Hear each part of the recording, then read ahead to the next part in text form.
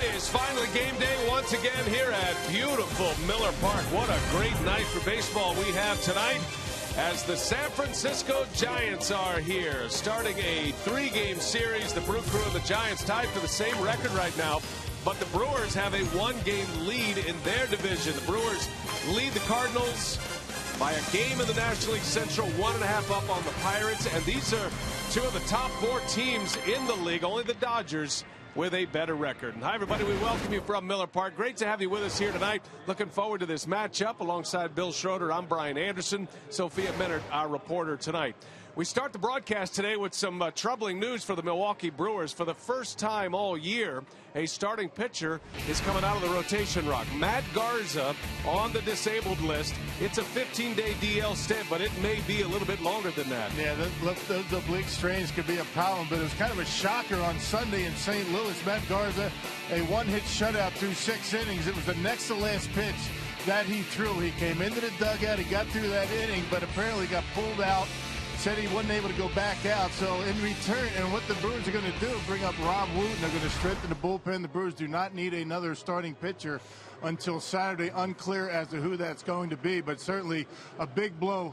Matt Garza was probably one of the most consistent guys the Brewers had in that rotation as of late. Yeah, and he was having a great day against the St. Louis Cardinals. The Brewers trying to bounce back from a tough loss, a series loss to the Cardinals, the loss on Sunday. Meanwhile, the Giants are red hot. They've won 3 of their last 4. And we got a nice pitching matchup for you here tonight. Tim Lincecum, he of 2 no-hitters and 2 Cy Youngs, will match up against Jimmy Nelson. Tiny Tim against Big Jim. We'll hear from Craig and Davey when we continue.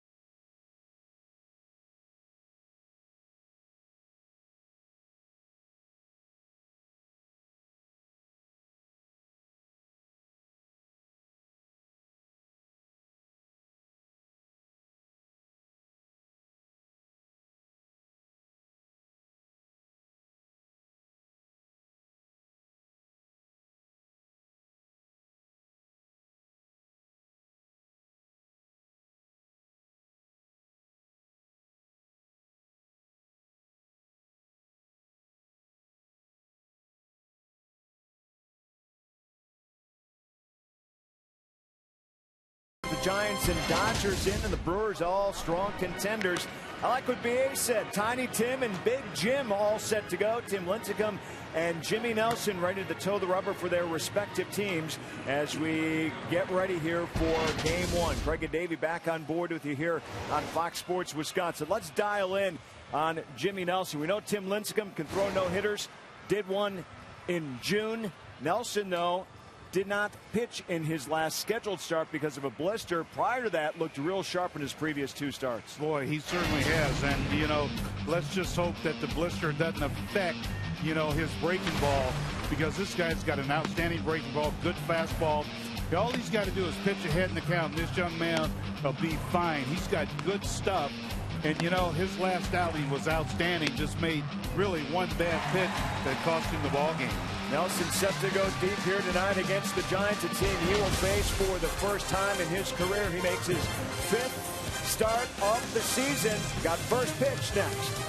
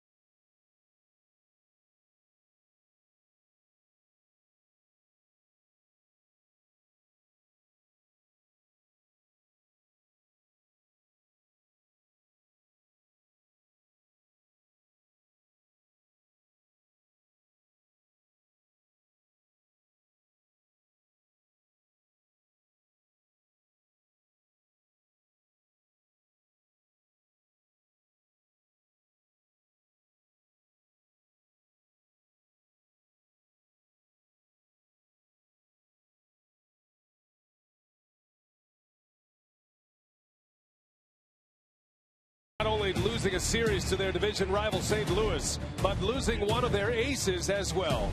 Now the crew will look to Miller Park to spark their play in a crucial point in the season. Tonight, Milwaukee welcomes the San Francisco Giants, a club that features a pitcher with no-hit potential and a catcher with NL MVP on his resume. Which team will make a statement as one of the National League's elite? Find out next on Fox Sports Wisconsin.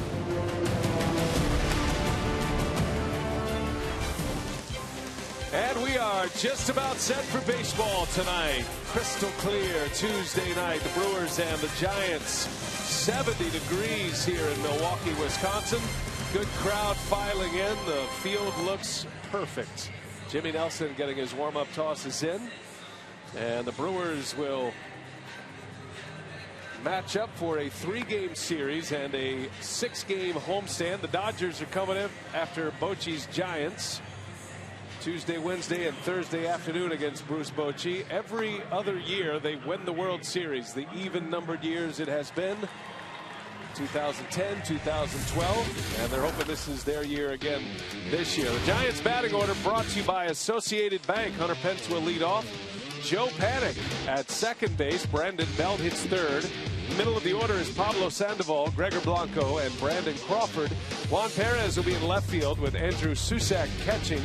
Tim Lincecum on the mound for the Giants. That's the lineup that will face Jimmy Nelson, start number 5 of the season and just his 6th career big league start. Yeah, did not pitch on the recently completed road trip. It's been 9 days since his last start. He took a loss against the Mets here at Miller Park. He pitched well, gave up a 2-run home run in the 6th. That was the only runs that he allowed.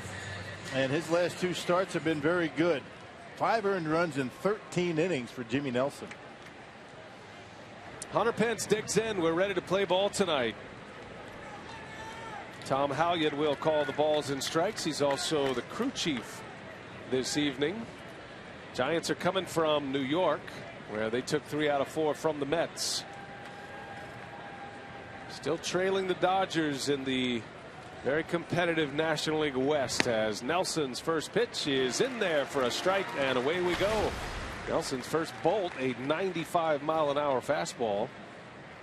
Well, you figure he's going to feel fresh again. 9 days between starts. The question is, how will his control be? And a wild one inside. A blister knocked Jimmy Nelson out of his last start. And Ron Renicky saying it was more like a hot spot than a blister, and something that they've been wanting to do anyway is split Peralta and Jimmy Nelson in the rotation as Pence bounces one to second base. Ricky Weeks is there. And there is the first out, and that's how Jimmy Nelson's night begins. Let's check out the Brewers defense, brought to you by Menard. Gerardo Parra gets a start. Tim Lincecum on the mound. He won a couple of left-handers. So Parra in right. Gomez, Braun in the outfield. Got Ramirez, Segura, Ricky Weeks. You got Scooter Gennett still hampered by that leg problem. You figure he might be in there in the next couple of days. Reynolds at first and Lucroy behind home plate. Second start for Gerardo Parra. Made his first start with the Brewers on Saturday. And his first game with Milwaukee last Friday after the trade deadline passed. There is strike 1 to Joe Panik. 23-year-old New York native. Played his college ball at St. John's, and a former Giants first rounder. Already here in the big leagues, and he is a hitter. Giants are high on Joe Panik. He was a very good hitter at the amateur level at St. John's, one of the top hitters in the Big East, and has been a hitter throughout the Giants minor league system. Marco Scutaro still on the disabled list. They've had a few second basemen over there. Dan Uggla, as a matter of fact, was offered an audition last week. He was released after he refused a minor league assignment. So the Giants are going to go with Panik, and Panik strikes out in his first try against Jimmy Nelson. 2 up and 2 down with a K. It's a relatively young ball club as far as the position players go for the Giants, and Panik swings right through a hanging slider from Jimmy Nelson. There's Bruce Bochy, one of the best in the business. Got a couple of World Series rings under his belt, and right in the thick of it once again this year. Now, we talked a little bit about it in our Brewers Live pregame show as Brandon Belt steps in with 2 outs. The Giants, like the Brewers, had a pretty sizable lead in the division. And in early June, they were actually 21 games over 500. They were 42-21 for a record. And they had a 9.5 game lead over the Dodgers in the NL West. They find themselves in second place to start play today. A game and a half back of Los Angeles. Just 1 back in the loss column. That compares to the Brewers. The Brewers at one point were 19 games over, and the Brewers had a 6.5 game lead. It's been a year of streaks for a lot of ball clubs. You know, right now the Giants are in the midst of a pretty good one. They've won 4 of their last 5, and before that stretch they had lost 5 in a row, including a final at-bat win yesterday in New York. They played a day game in a wraparound series to take 3 out of 4 from the Mets. These are the 2 teams the Brewers are going to face on this homestand, the front-running Dodgers and the Giants. Dodgers are coming in beginning Friday for a 3-game series. And Jimmy Nelson, powering the fastball early, strikes out Brandon Belt. 3 up, 3 down with 2 Ks.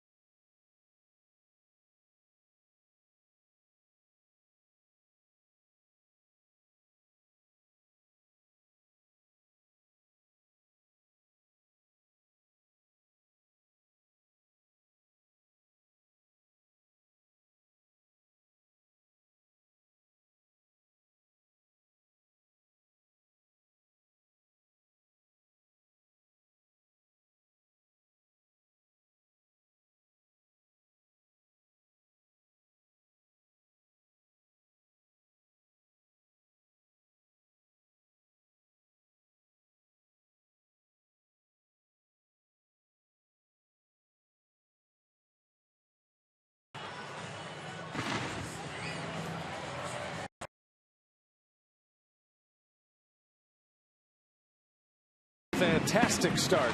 A couple of Ks in his first inning. Ron Renicky and the Brewers know this is a very important homestand, getting into the final sprint, last 2 months of the season. And the Brewers ahead in the division race. Carlos Gomez will lead it off. Parra, then Braun. You got Ramirez, Lucroy, and Reynolds in the middle with Weeks, Segura. Jimmy Nelson will round out the Associated Bank Brewers batting order against Tim Lincecum. Yep, won the Cy Young Award back in 2008 and 2009. The author of a no-hitter this year. He threw a no-hitter back on June 25th against the Padres, part of a 4-game winning streak. He's run into a rough stretch as of late. His last 2 have not been very good. Lincecum has made an appearance out of the bullpen this season, right around the All-Star break, and since coming out of that break, he struggled a little bit, but he pours the strikes in. Gomez up there hacking away early, and hits 0-2 quickly on Carlos Gomez. Yeah, a little early work with Johnny Narin before the ball game. The last time he did that here at Miller Park, he hit a home run his first time up. And Lincecum strikes him out. So a K to start it for Tim Lincecum, who has authored no-hitters against the San Diego Padres twice in his career, including earlier this season. The Menards Giants defense. Well, Pablo Sandoval over at third base leads all Major League third basemen in fielding percentage. Quite a difference from the beginning of his career. The Giants as a team, second most double plays in all the National League. They've turned 112 of them. Noticeably absent from the Giants lineup here tonight, Buster Posey getting the night off. Andrew Susac doing the catching for the Giants, and Michael Morse is out of the lineup for the second consecutive day for San Francisco. Their struggling outfielder and big power bat. Posey just getting a day off today. He's worked a lot. They've been playing him a lot. He's been swinging the bat very well, so a good guy to have out of that lineup for Jimmy Nelson. That's the Miller Park debut in a Brewers uniform for Gerardo Parra.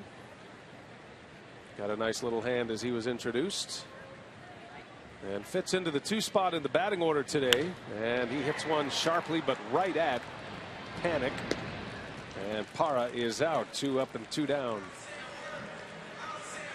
Well, Lincecum back in the history books. His second career no-hitter, June 25th against the San Diego Padres, and becoming just the second pitcher in Major League history to twice no-hit the same team. Addie Joss did it for the Cleveland Naps against the White Sox. That was way back over 100 years ago, 1908, 1910. And Tim Lincecum turned the trick for the second time. And doing it these days with much less velocity than early in his career. He's only getting it up there at about 91 to 92. He used to be mid-90s with the fastball, with a good splitter. He'd throw a slider and a curveball. Velocity is just not there anymore, but he's been able to adjust. Ryan Braun with 2 outs. Braun with nice career numbers against Lincecum. Overall, he comes in batting .291, 14 homers, 65 driven in. He's a .331 career hitter against the Giants and a .333 career hitter against Lincecum. And Lincecum strikes him out with a high fastball. So both pitchers 3 up, 3 down frames with 2 Ks.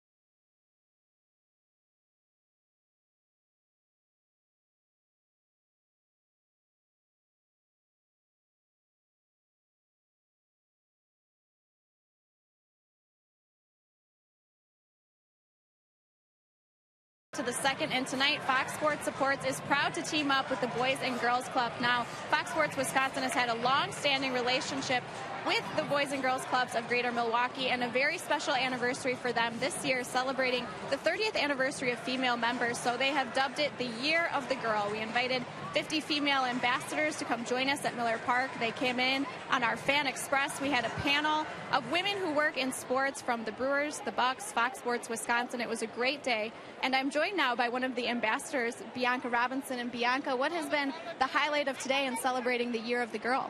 I think the highlight of today was meeting with the panel of judges and learning their experience about what they do and how they achieve their goals and how long they have been doing it and what they have overcome to get to their job. So I think that's the highlight of my day so far. Now, you're almost 13. You told me you go to the Boys and Girls Club every day. What's the best part of going to the club?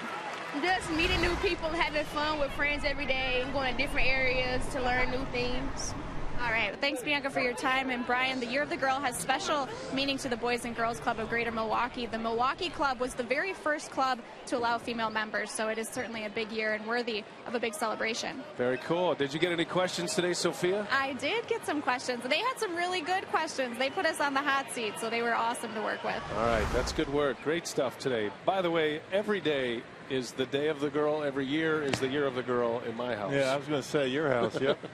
So, Bianca pretty poised. Yeah. I think Sophia might have a little competition right there. She was very good, very poised. Yeah, nice. she could maybe do a little reporting. Yeah. Little job shadow with Sophia. Good stuff. Pablo Sandoval bounced out. And one away here. Jimmy Nelson facing Gregor Blanco. These two offenses are built much the same. They have some power. It is an aggressive nature.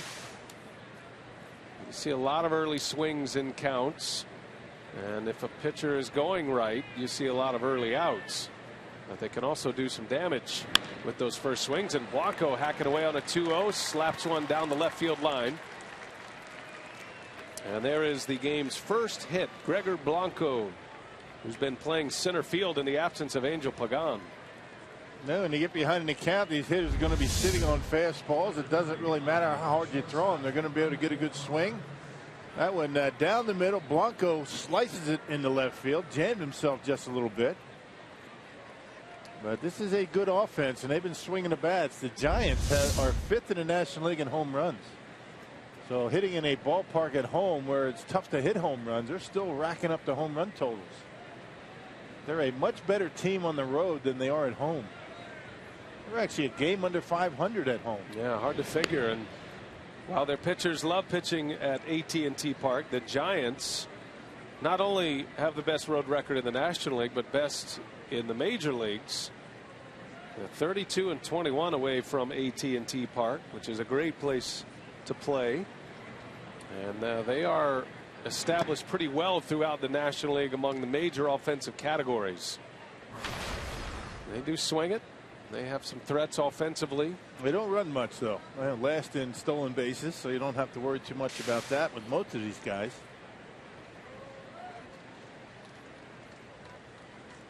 Here's their shortstop, Brandon Crawford.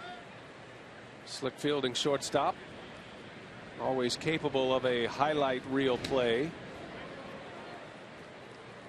Looked like Blanco might have wanted to run there. He had a flinch towards second, a better throw, and then Jimmy Nelson might have an out. Yeah, Blanco, one of the few guys that will run on this starting lineup. He's got 11 stolen bases, been caught 4 times. And Pence the other. Runner at first, 1 man out. Nelson looking for the double play ball here and trying to keep Blanco close. Giants are hopeful that Angel Pagan will return from a back injury on Thursday. Bruce Bochy saying earlier today the plan as of right now, at least as of game time, was that he would be back in the lineup on the active roster Thursday. Might see him here tomorrow as well. He's only played 63 games, and the folks that follow this ball club say they miss him badly. Pagan was off to a great start, a 300 hitter. A big part of their World Series winning season of 2012. 2-0 the count on Crawford. And that ball's in the air to center field. Gomez will ease in a few steps. And there is out number 2. Got away with that one, didn't he? Another 2-0 fastball. That one, I think, a 2-seamer that got a little bit of movement right as it got to home plate and had Belt on the end. Or I should say Crawford out on the end just a little bit. Second out of the frame. That'll bring up Juan Perez, 27-year-old outfielder, starting in left field tonight. Told you Michael Morse getting his second consecutive game off. Morse is mired in a long slump at the plate. Just 1 hit in his last 11 at bats. And there's a bouncer right to Reynolds. Nice and easy to first. And that will retire the side. Jimmy Nelson off to a good start. Brewers are coming up.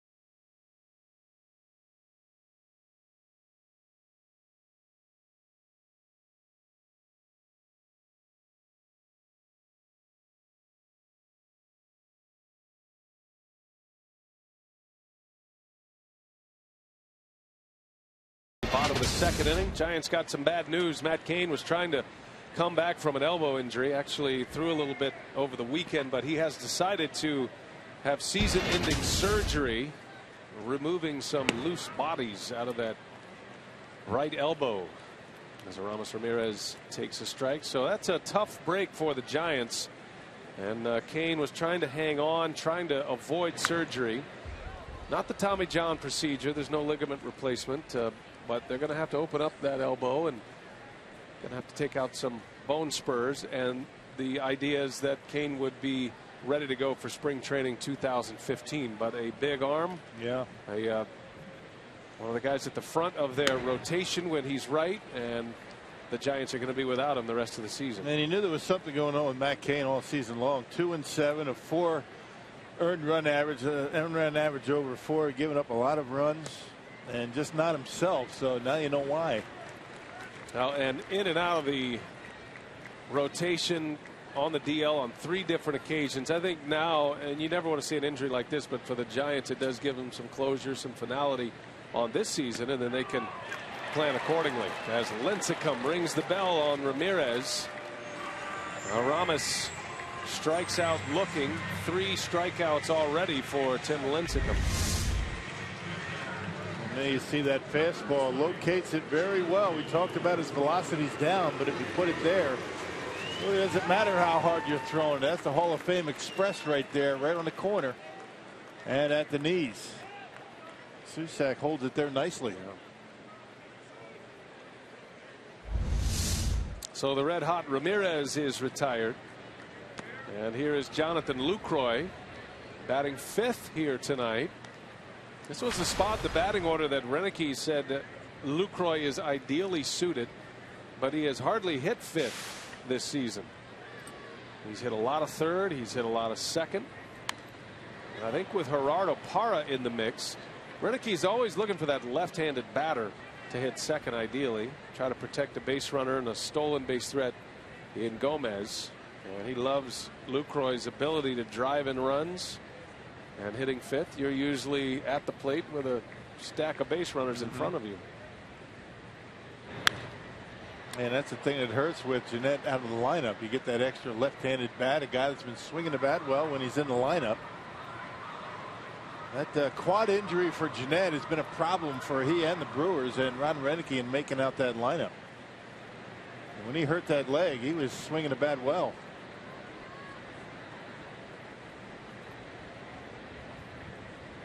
Now Lucroy, when hitting fifth, the Brewers as a team are 16-9.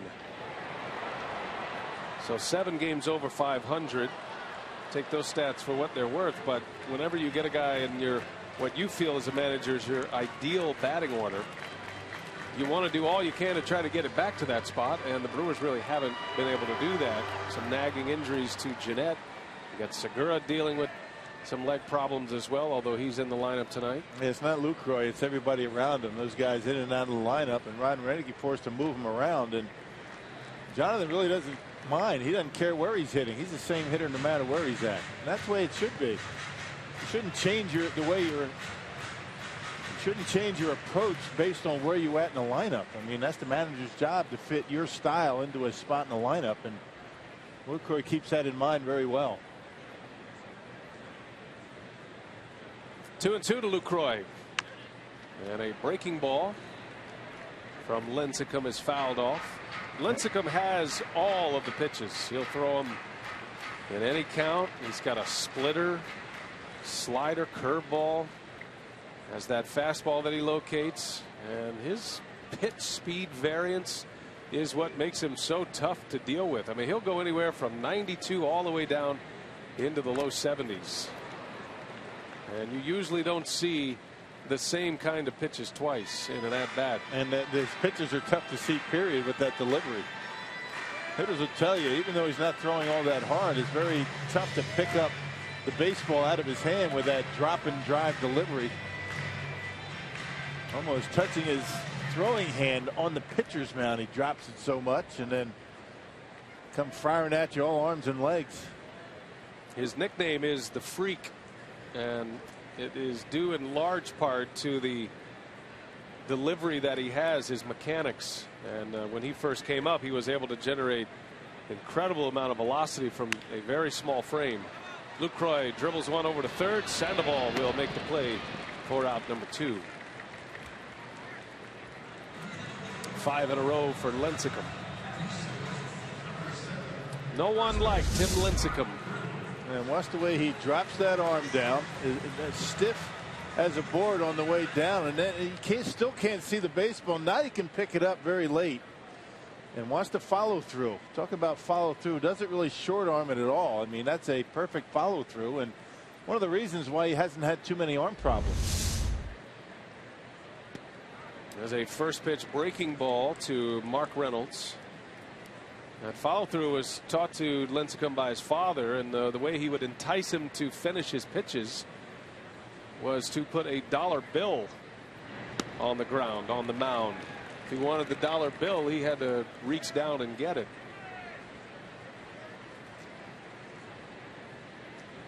Sometimes bribery is good, right? I think it works very well in my household right now with all parties in the year of the girl. Quickly 0-2 on Reynolds. Reynolds had a lot of matchups with the Giants. You saw his numbers there when he was a member of the Arizona Diamondbacks, playing in the same division. And he waves and misses. Lincecum strikes him out. It is secured at first, and that will end the second inning. Lincecum 4 strikeouts to the first 6 batters he's faced.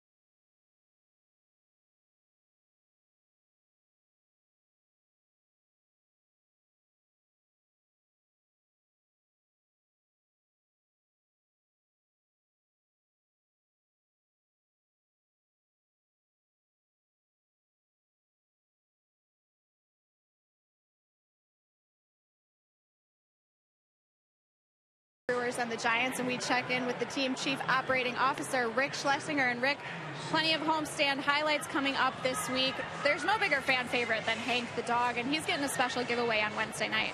I'm holding the Hank beach towel. It's an oversized beach towel featuring our favorite ballpark pup. All fans tomorrow get a beach towel, and Hank will be here tomorrow as well. First 500 fans in the right field corner will get a chance to take a picture with Hank. Now, Friday also continues the Free Fridays t-shirt giveaways. We've got the Barrel Man logo. What's special about the Barrel Man logo? Everybody loves the Barrel Man. He's our first real logo. He's before Bernie. And our fans keep calling, asking for more Barrel Man stuff. So this is the first in a series of things we're doing with the Barrel Man. More surprises to announce later, but the t-shirt's going to be a big fan favorite, I think. And on Sunday, we've also got Cerveceros Day, which is another fan favorite. All the fans will be receiving the Chorizos bobblehead as well. Yep. So in addition to a first-place team, you've got 3 giveaways in this homestand, and expecting big crowds and big wins. All right. Thanks, Rick, for your time. BA, back up to you. All right, Sophia, thanks. And a beautiful bare-handed pickup by Aramis Ramirez. He does that as well as anybody. He made a nice play like that on Sunday in St. Louis. Andrew Susek grounds out. Yeah, spreads those fingers out almost like a basket, and then gets a grip on it, makes a nice throw all at the same time. That bare hand pickup creates a lot of problems for a lot of third basemen, but not Ramirez. First out of the 3rd inning. Thanks to Rick Schlesinger for joining us, giving us a rundown of the homestand. It's going to be a fun one here. The Brewers going to get a chance to see how good they are right now, matching up against the Giants and the Dodgers, 2 contending teams. Lincecum cuts and misses. 0-2 the count. August is going to be a big month for the Brewers, obviously for any team in contention, but the teams that they are playing and the locations they are playing in. 2 West Coast road trips remain for the Brewers. They'll have one to San Diego and San Francisco at the end of the month. They still have to go to Los Angeles on the next road trip. That'll be a Chicago-Los Angeles road trip. Those are never easy out west. Big ballparks, pitcher-friendly parks.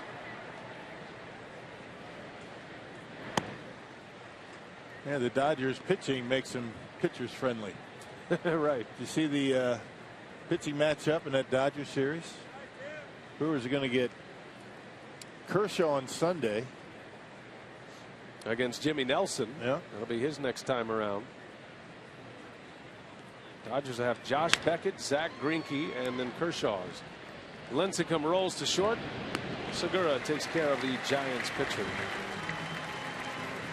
Hey, this Friday through Sunday, as the Brewers take on the Dodgers, it's a showdown of National League powerhouses. Reserve your seats today at 414-902-4000 or go to Brewers.com. The LA Dodgers into town.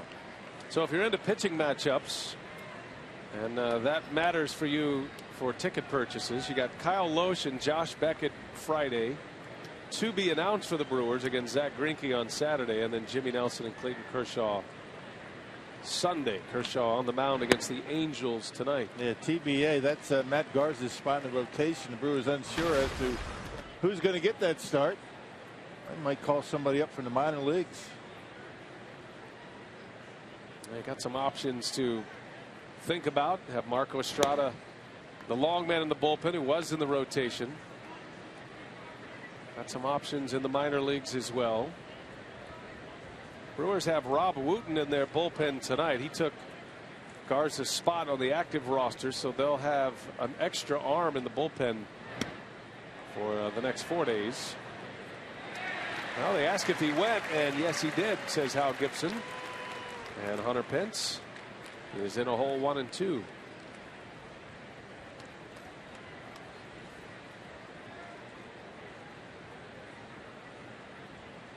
Pence bounced to second his first time up. The 1-2, a bouncing ball up the middle. Got a hustle here. Segura, oh my goodness, the throw to first in time. What? That was unbelievable. Gene Segura. Pence thinks he's safe. He's standing at first base, and here comes Bruce Bochy. What a play by Gene Segura, whether he's out or safe. This is unbelievable. Spins around, a good throw and a good pick by Reynolds. He gets the out call for now, and Bruce Bochy is going to ask for a review. Wow, that's close. What a unbelievable play by Segura. This will be the definitive look, and it looks like he's going to be safe. I mean, that's not even close. Well, I've been in favor of replay until right now, because that ruins a great play. Yeah, that's going to be a base hit for Hunter Pence, but you're right. I mean, that shows you about everything that Gene Segura can do. Range, balance, throwing arm, all in one. Unfortunately, it's going to show that he didn't get the out, but still a great play, good effort. And he beats that by plenty.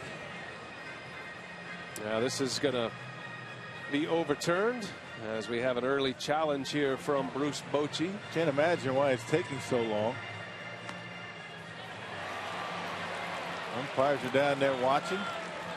Not sure what they're looking at in New York, but that's a missed call. Tom Hallion's a crew chief. He'll make the call. Safe is the call. And Pence will reach with 2 outs. Boy, what an amazing play by Segura. Range, soft hands, throwing arm is all wrapped up into one play for Gene Segura, but just a little bit too late. Sometimes you take for granted what that young man can do at shortstop, but incredible stuff. In real speed, the quickness of Segura. Man, that's as good as you can do it. Yeah, quick. Good throwing arm, right on the money. Short hop. Did a good job by Reynolds to pick the short hop. Could it still be a play of the day if it wasn't an out? Probably not. Where are you at on that? Yeah, no, probably not. Maybe not. Well, we should keep it anyway. I mean, you could show it, but it's not going to be in top 10. Does it, through the years, people don't have to know that it was overturned, right? Just eliminate the end of it. Yeah. So a base runner with 2 outs. And Joe Panic, a swing and a miss. Panic struck out in the first. Just getting his big league career started. What a name, huh? Yeah. Joe Panic. I was going to say, I'm glad you brought it up, not me. I think I'd figure a way to change the pronunciation of it. Maybe Panique? They say he can hit, though. You were talking about it earlier. One of 3 rookies in the starting lineup for the Giants tonight. He's got some nice numbers coming up through the Giants system. Didn't take him long to make it to the big leagues. That ball's ripped back up the middle. Segura lays out, can't get it. And Panic is aboard, back-to-back singles. Both of them coming with 2 out. And the Giants putting up a bit of a threat here with 2 away in the third. Well, second time through, the Giants maybe going to make some adjustments. Panic certainly did. He got a 2-seamer up, out over the plate, and didn't try and pull it, and bounces it into center field. Panic had a career high 3 hits yesterday against the Mets, and his first hit of the night against Jimmy Nelson. So 2 on for Brandon Belt. First time a Giant has reached scoring position. Brandon Belt just coming back from a concussion, returned Saturday.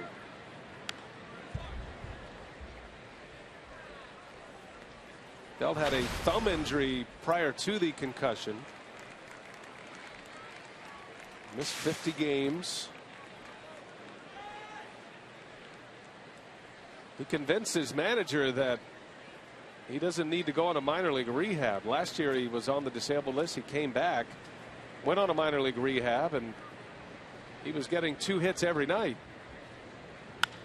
Into center field. That ball's well hit, but Gomez is right there, and that will end the inning. So Nelson strands a pair. Bottom of the order coming up. Weeks, Segura, and Nelson.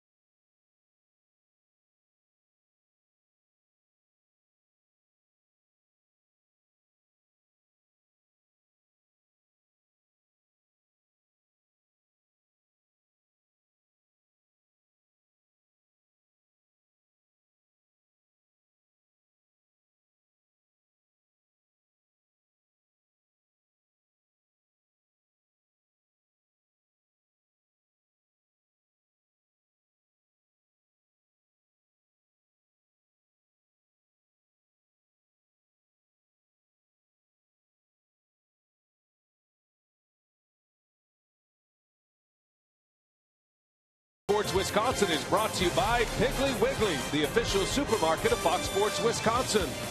And by Marshfield Clinic. Don't just live, shine. All kind of fun here at Miller Park. Even outside the lines, get in there and have a little fun at the kids zone. Take some pictures.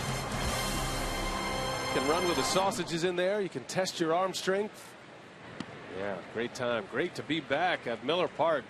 Good crowd on hand tonight on a Tuesday night for the Giants. No score as we play in the bottom of the third inning. Bottom of the order coming up. Ricky Weeks will lead off, followed by Segura, then Nelson. Tim Lincecum has struck out 4 Brewers already. First 6 batters he's faced. He's pouring in the strikes right now as well. He has 29 pitches and 22 of those for strikes. Yeah, he likes it here at Miller Park. His career numbers at Miller Park, 3-1.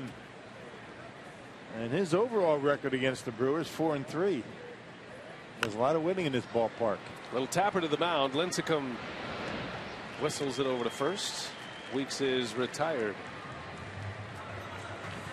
7 in a row retired by Lincecum. Don't forget, you can get interactive with us on the broadcast. Tweet your photo using hashtag #WisFanPhoto for a chance to have it shown at an upcoming broadcast. It's all brought to you by AT&T.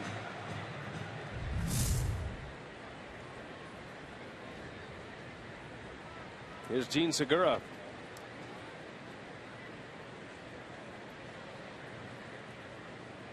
Well, good to see Segura bouncing around a little bit at short. He's been dealing with a bit of a quad injury, just tight, you know, a nagging injury, nothing to knock him out of the lineup or put him on the disabled list. He has not been his normal speedy self on the base paths. It hasn't really shown much in the quickness on the defensive side of things at shortstop. But Segura and Jeanette are dealing with leg injuries. And you're hoping that's not something that lingers. I did talk to Scooter Jeanette today at the cage. He said he feels 100% better after a day off yesterday. They're going to give him another day off today from the starting lineup. And hopefully you'd see him in the lineup tomorrow. And he's anxious to get back out there. Yeah, it really didn't look all that great in St. Louis, you know, running down the line at first base. Crawford backhands it. Strong throw to get Segura for out number 2. And those leg injuries have a tendency to linger, and particularly this time of year, fatigue's starting to set in. Show me a player in the big leagues right now that isn't feeling some type of nagging problem for him, whether it be a back or legs or maybe throwing arm. That's why they call it the dog days. And then as a young player, you hear guys talk about the decision to play through or not. Oh, Jimmy Nelson. Jimmy Nelson has 2 career hits in his life, and both have come in the big leagues in his last 2 starts. And he's got one against now Tim Lincecum, the first hit of the game. He was 0 for 66 in his pro career. Never had a hit in the minor leagues. He was saving them. And he's got 2 here. Yeah. I mean, like he knew what he was doing right there. No, he got a hit his last start. It was a 3rd inning hit with 1 out. It was the first hit for the Brewers that night, too, against the Mets. There you go. First tally on the board for the Brewers. That was against DeGrom. That's a bona fide hot streak. And Gomez turns that one around deep left field. That is back there, and it's gone! A home run! Carlos Gomez! A 2-run shot. And the Brewers are on the board first tonight. Early work again. How about Jimmy Nelson keeping the inning alive with 2 outs, base hit, home run for the Brewers, and they're on the board. They call him the igniter, Jimmy Nelson. A hanging slider that time right down the middle of the plate. You know what they call those? Cement mixers. They spin, don't move, and Gomez knocks it out of here. A little bit down on the end, just able to sneak it over that wall and left. Well, that's the first home run for Carlos Gomez since July 25th. He homered against the New York Mets.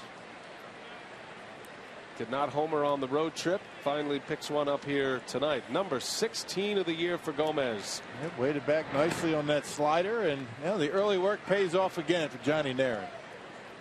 Maybe Gomez should go in for early work every day. Every time he goes in for early work, he hits a home run. 2 for 2. 1-1 to Gerardo Parra. Count goes to 2-1. Of course, there's always early work in the cages. This time we saw it out on the field today. The public early work. Yeah. Always working, these Brewers coaches, trying to get the most out of these guys.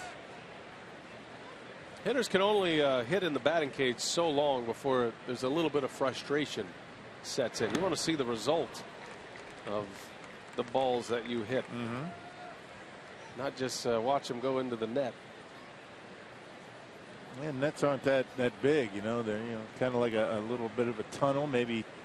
What do you figure, 10 by 10? Yeah. A square tube, and it's short, just a little bit beyond where the pitcher would be. Yeah, you hit one, you want to know if it's going to go out, if it's going to carry pretty well, get that backspin. Can't tell in the cage a lot of times. Got a big smile on his face, Gomez, who's been mired in a long slump at the plate. Just 3 hits in his last 33 at bats. Puts the Brewers on the board. 3-2 to Parra. Swung on and missed. Down he goes. Strikeout number 5 for Lincecum. But the Brewers strike their biggest offensive weapon, the igniter. Jimmy Nelson gets it started with a hit, and then Gomez goes deep. 2-run shot. 2-0 Brew Crew.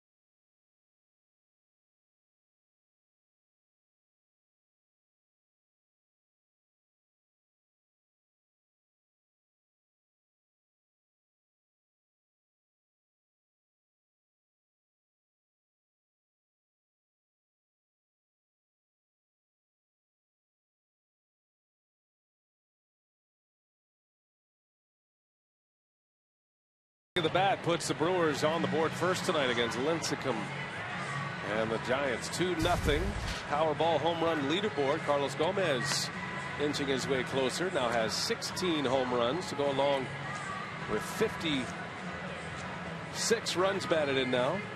Mark Reynolds still the club leader with 19. Davis out of the lineup tonight has 17. And then you got Braun with 14. Ramirez right behind him. 13. Lucroy has 12. You get the idea. The Brewers hit a lot of home runs, and when they hit home runs, they typically win. That's how this lineup is built. So Gomez puts the Brewers on top. Here we go to the 4th inning. The Giants are coming up. Pablo Sandoval will lead off. Gregor Blanco, then Brandon Crawford. You're noticing a ton of left-handed batting from the Giants tonight. You got the switch hitter Sandoval, including the pitcher Lincecum. 6 of the 9 in the lineup will hit off the left side against Jimmy Nelson.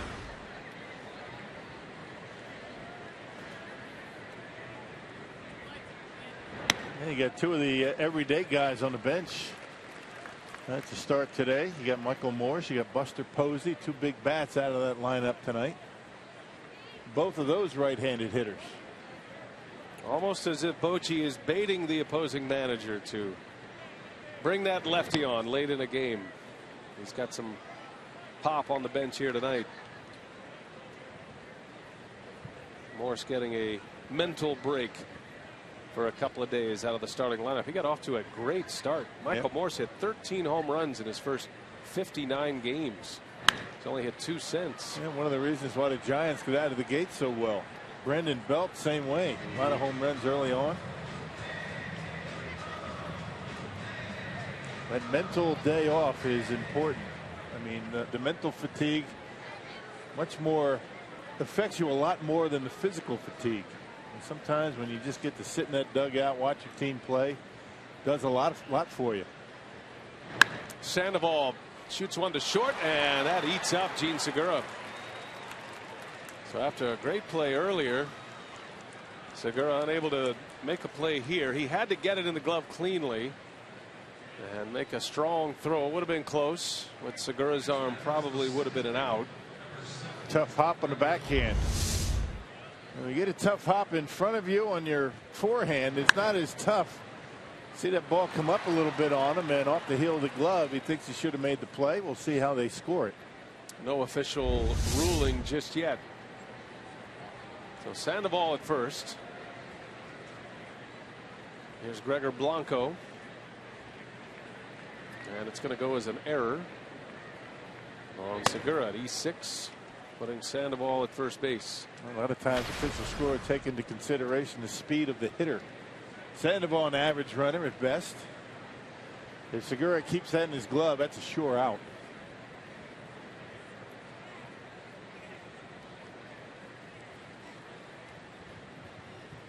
Blanco singled in the second, had the first hit for the Giants.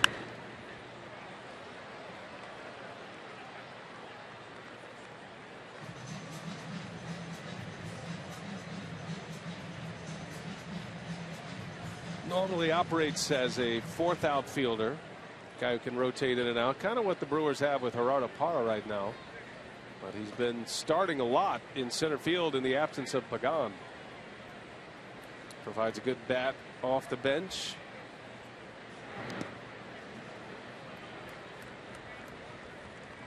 Mentioned a lot of young kids on this San Francisco Giants roster on the position player side.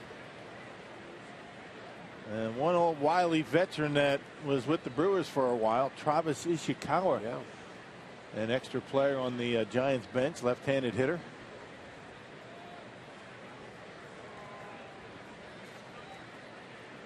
Two balls and a strike. In the air, left field, had him played down the line, and Parra makes a catch for the out. Good scouting right there. The Brewers had him well defensed, and Blanco is the first out for Nelson. Hey, don't forget, tomorrow is Hank Beach Towel night at Miller Park. The Brewers host the Giants, and all fans will get a free Hank Beach Towel courtesy of Meyer. Hank will also be available for a pregame photo opportunity in his famous Hank house. For tickets and details, visit Brewers.com today. I wonder if we could recreate that picture right there for the photo opportunity with you and Hank. Beach towel wrapped around me. Hank would be playing the role of himself, and then, yeah, sporting the bathing suit. Would you like that, would you? Frolicking on the beach. I think I just got a little sick. So did I.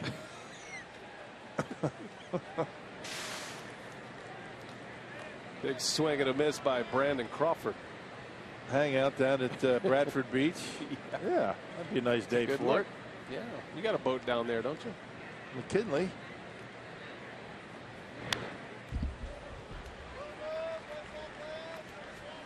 Oh, and 2 on the Giants shortstop.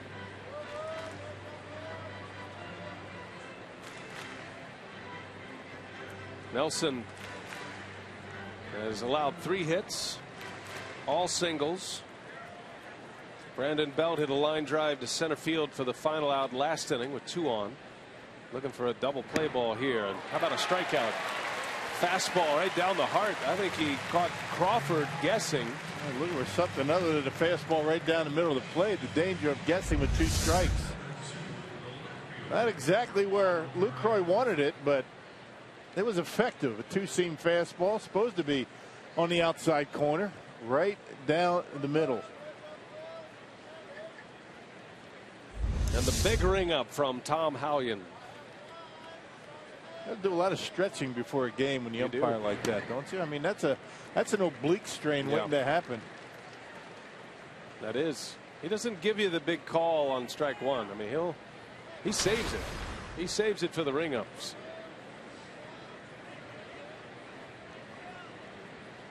Two gone. Juan Perez at the plate, and a good block back there by Lucroy. Got a couple of best catchers in the National League matching up in this series. Posey not in the starting lineup tonight. He'll be back in there tomorrow.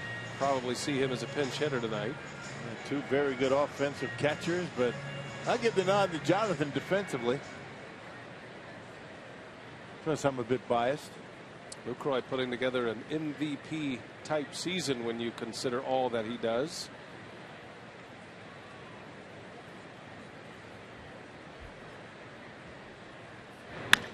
Bouncer, that is just foul, not by much. Standing right there, Eric Cooper.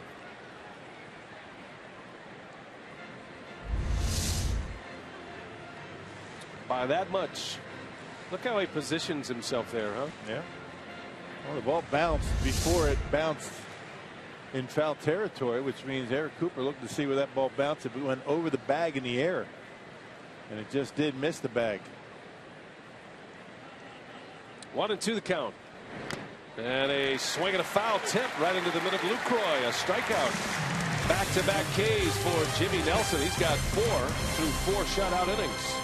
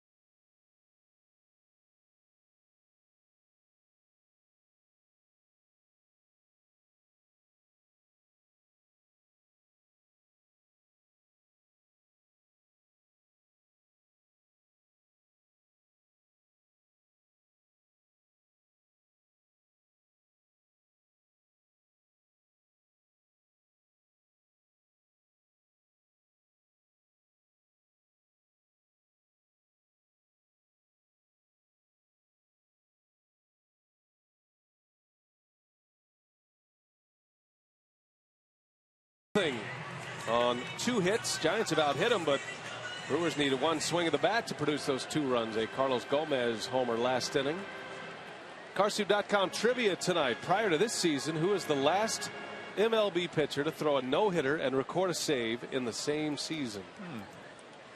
Lincecum threw a no-hitter and recorded a save this year.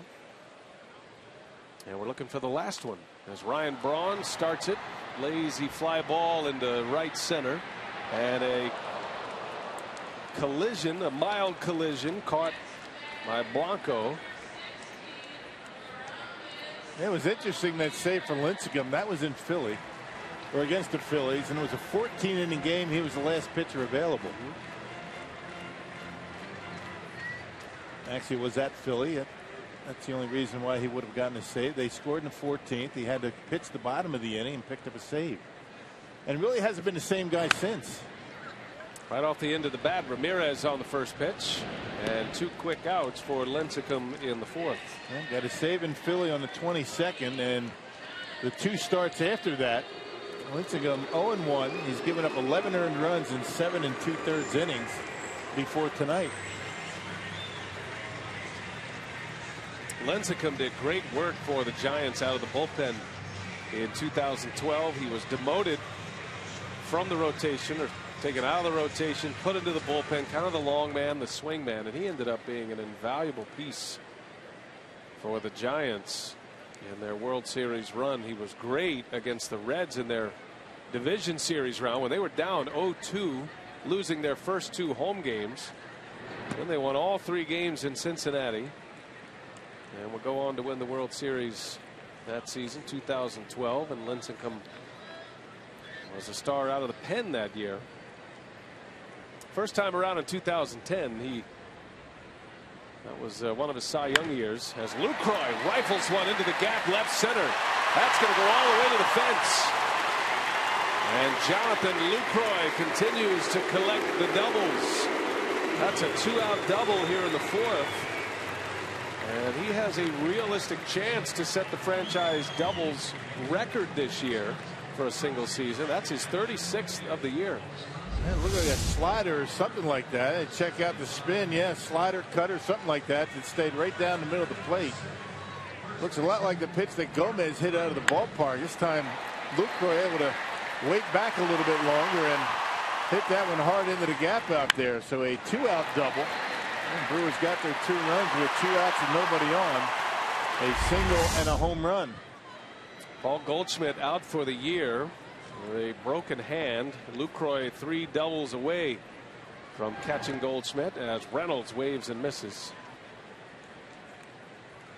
In franchise history, there are only 3 players who have recorded 50 or more doubles in a season, and all 3 of those players are on the active roster for the Brewers.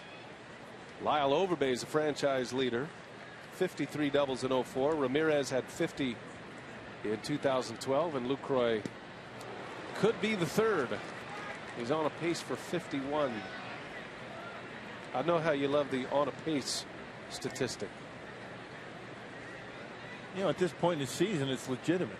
You start saying that in April, that's when it doesn't make a lot of sense. When is the deadline of the on a pace? It has to start after the All-Star break. Oh, I see. Okay. Jot that down. I knew that bugged you. I didn't know you had rules, unwritten rules about it. I just made it up, basically. Just now? Yeah. Didn't really think about it. Well, it seems like that's a good way to go about it, though. Standing. When do we break out the standings for the first time? When you're in first place, it's never too soon. Oh, okay. Reynolds takes a called strike 3. Lincecum surprised him with a fastball, and the Brewers strand a runner at second. We head to the 5th, 2-0 Brew Crew.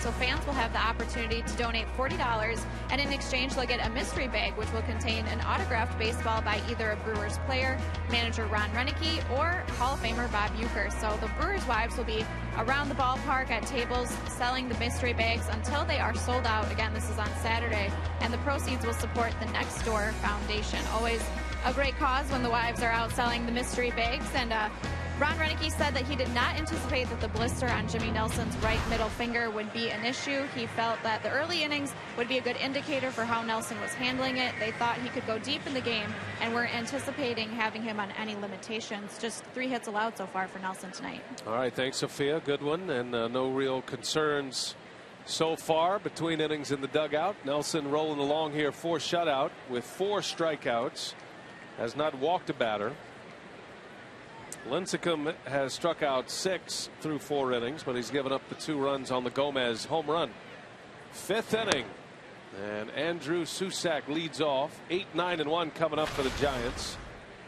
Susac, Lincecum, and Hunter Pence. It's been 3 hits and an error tonight behind Nelson. All of the hits singles.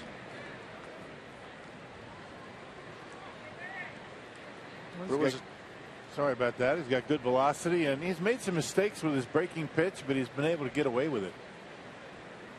Basically a 2-pitch pitcher. Every now and again he'll take a little bit off the slider. Bouncing ball to Segura. And Susac is retired. First out of the 5th inning for Nelson. Tomorrow the Brewers will send Gallardo to the mound against Ryan Vogelsong, and then Jake Peavy will start for the Giants on Thursday afternoon against Willie Peralta. And when we talked earlier about the blister and Nelson and the added bonus that Renneke's been looking for an opportunity, whether it be maybe injury or off day, to split Peralta and Jimmy Nelson. He's finally able to do that. Yeah. So Nelson goes today, Gallardo tomorrow, which is a totally different look to an opposition. And then you got Peralta with the hard sinker going on Thursday. Yeah, try and separate your guys that throw very similar, like Peralta and Nelson, particularly if they're both going to pitch against the same team.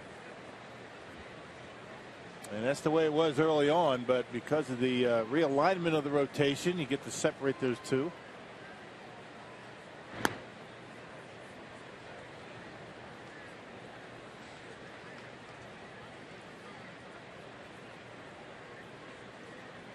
Lincecum grounded to short his first time up.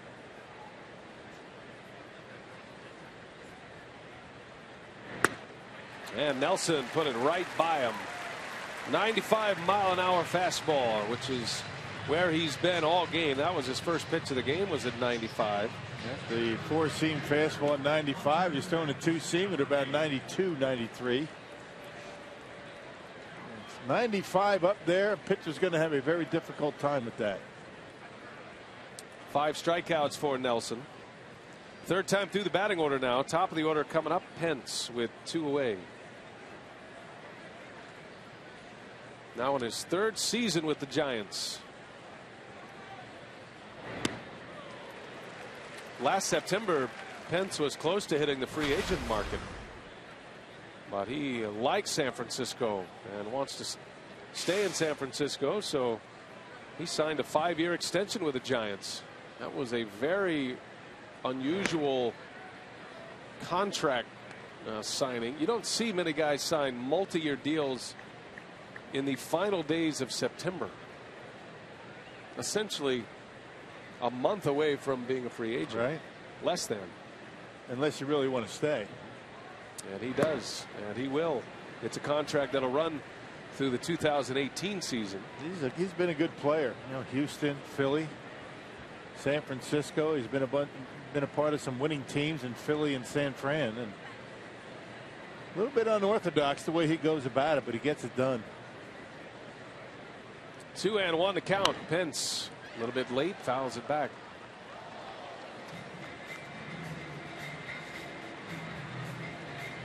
Nothing Hunter Pence does is how you would teach it mechanically. How he throws, how he swings the bat.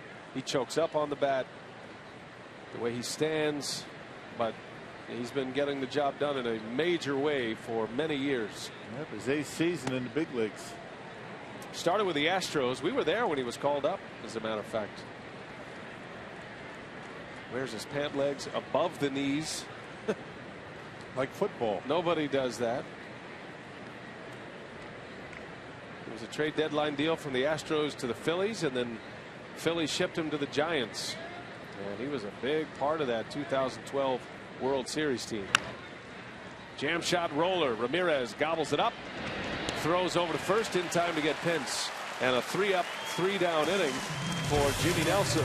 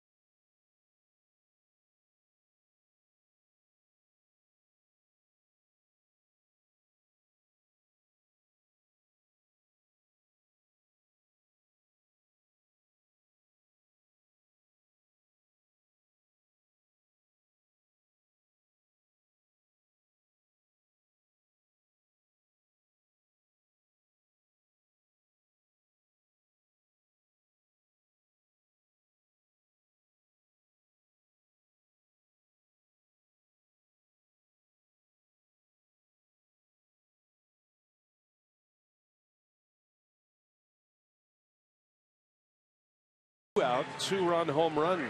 That was after a Jimmy Nelson single. First hit of the game by the Brewers pitcher. Brewers have 3 hits. Lucroy had a double last inning, was stranded at second. Ricky Weeks will start it here in the bottom of the 5th. Bounce back to Lincecum his first time up. Cardinals are underway tonight. St. Louis is hosting Boston. After those two swapped players. Cardinals lead 1-0 over the Red Sox in the bottom of the 4th inning.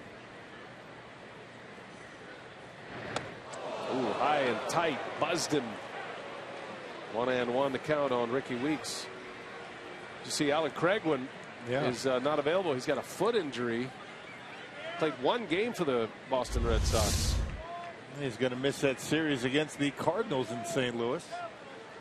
Trying to keep Ricky off the outside corner. You can see Weeks right on top of home plate. Well, Joe Kelly, what's he pitching tomorrow, right? Joe Kelly, Craig back in St. Louis. Lance Lynn tonight for the Cardinals. Ruby De La Rosa pitching for Boston. 2-1. 2-2.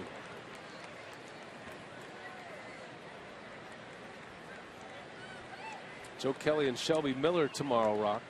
Boston at St. Louis. And then the Cardinals will have Adam Wainwright back on the mound Thursday night. Those two good friends in St. Louis.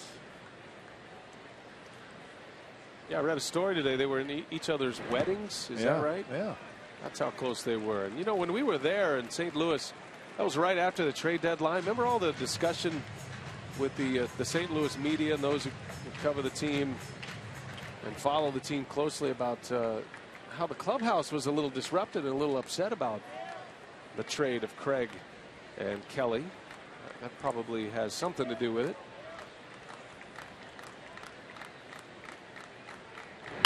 Weeks turns on one, and that gets by Sandoval. Going to leak down near the tarp. Weeks continues to run, and he'll end up at second base with a double. A 2-strike extra base hit. Ricky Weeks, a leadoff double here in the 5th. Yeah, breaking ball once again stayed up in the strike zone, and Ricky able to wait back on it enough. A split-fingered fastball that stayed up in the zone. Those are very hittable if they're up in the strike zone. Just out of the reach of Sandoval. He knocked it down, but Weeks able to get in for a leadoff double. So it's been the off-speed pitches by Lincecum that have been giving him trouble so far. Runner at second to start the inning. Here is Segura. Strike one to the Brewers shortstop.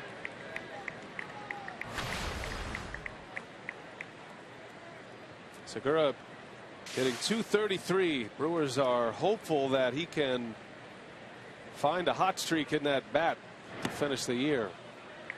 Try to get him on one of those streaks that we saw from Segura last year prior to the All-Star break.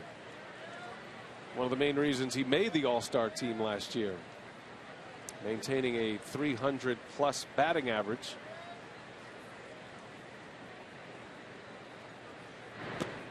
Johnny Nair has been trying to get him to stay back. You start leaking out, you jump at the baseball, pull your shoulder, those breaking pitches become very difficult to handle.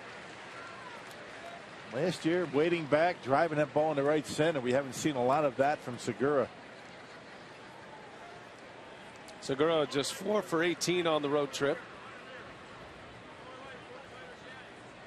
Tough road trip for the Brew Crew. They lost both of their series, dropped 2 out of 3 to the Rays, and then 2 out of 3 to the Cardinals, and feeling like they could have swept the Cardinals had they played better and especially Sunday finished things off. That was a punch to the gut on Sunday. And as good as Garza was pitching, as soon as he came out, the Cardinals erupted for 3 runs, and that was it.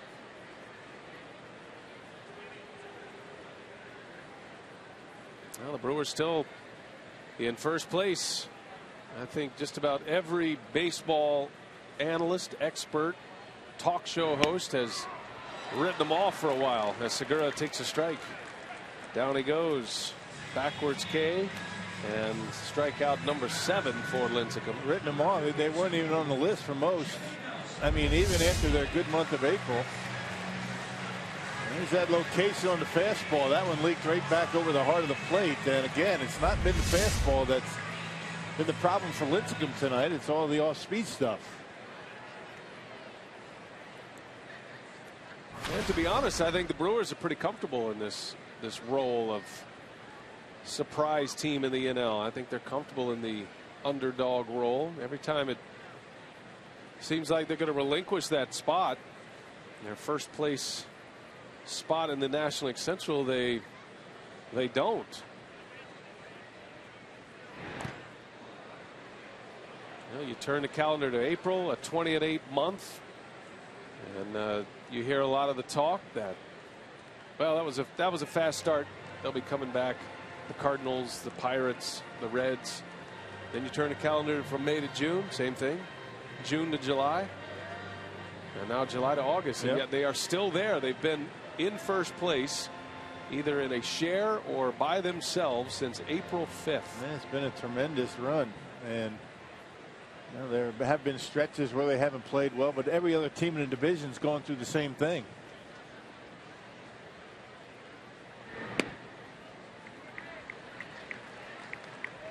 Ball and a strike on Nelson.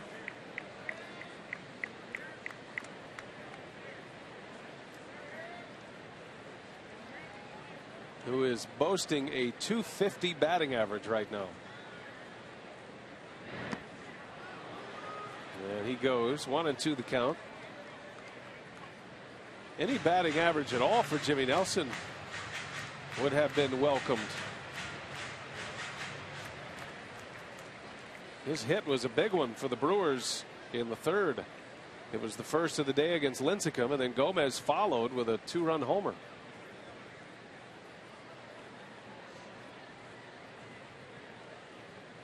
You don't want to waste the hits in the minor leagues, do you? My thoughts exactly.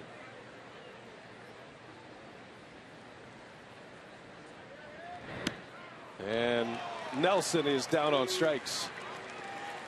Unless, of course, you're a position player, then you got to get a few hits. Nelson strikes out. 8 Ks for Lincecum. Top of the order now, and it's Gomez. Ricky Weeks still standing at second base. He started the inning with a double. Yeah, half the strikeouts for Lincecum have been called strike threes.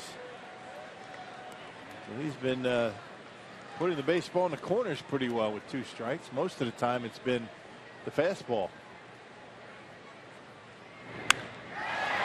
Down the line, foul. Gomez jumping on one. Gomez back in the third. 2 outs. Nelson had just singled. Carlos Gomez, first pitch he saw, hanging breaking ball, 16th home run of the year on the Powerball home run leaderboard. And the 2 tallies on the board for the Brew Crew tonight. 16 homers for Gomez, 56 runs batted in. Trails only Braun for the club high in RBIs. That skips away. Weeks is on his way to third, and Susac couldn't find the handle. Yeah, if he did, it would have been close. One more of those, and Tim Lincecum will give up a run. Lincecum, 12 wild pitches this year. Second in the National League, second most. And the split-fingered fastball, probably the reason for most of those. Now a runner at third with 2 away. And Gomez shows bunt, gets it down. This is a beauty. A bunt single and an RBI for Cardinals Gomez. 3-0 Milwaukee. Yeah, smart play by Gogo. Sandoval playing well behind the bag, and because of the wild pitch, Gomez figuring, why not? I'm going to drop down a bunt. If I get it in fair territory, I'll beat it out, and a run will be in. Never would have done that had Weeks still been at second base. Way behind the bag.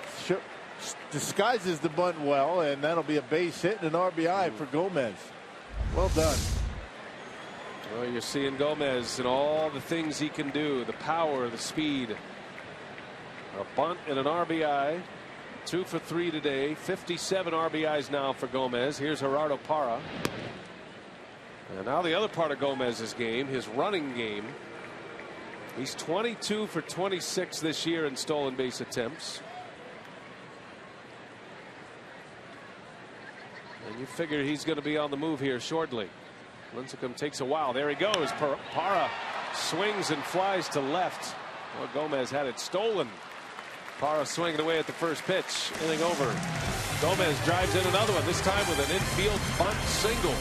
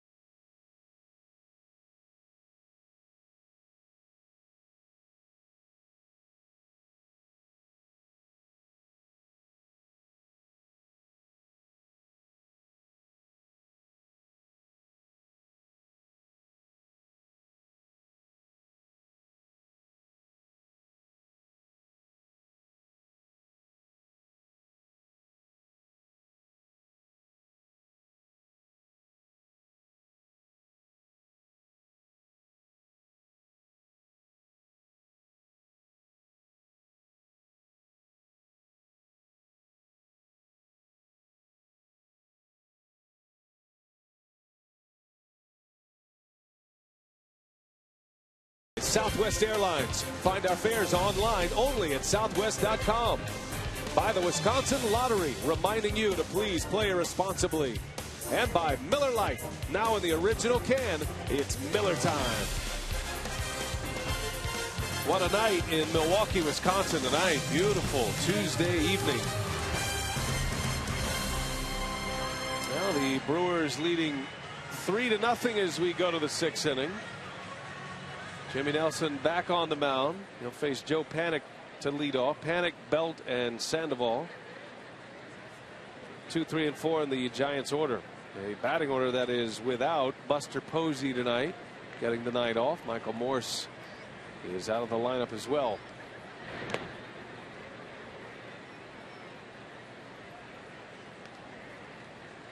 Panik singled to center field.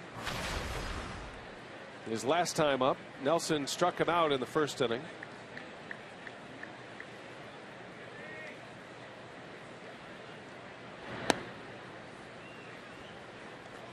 Jimmy has 5 strikeouts through 5 shutout innings. Coming off a 3-up, 3-down frame. Picked up his 5th K.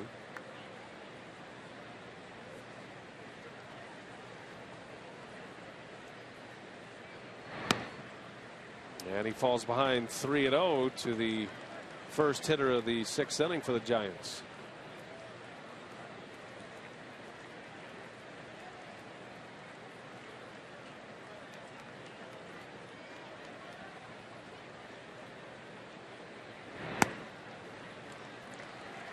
In the PCL, Panik hit .321 in Fresno.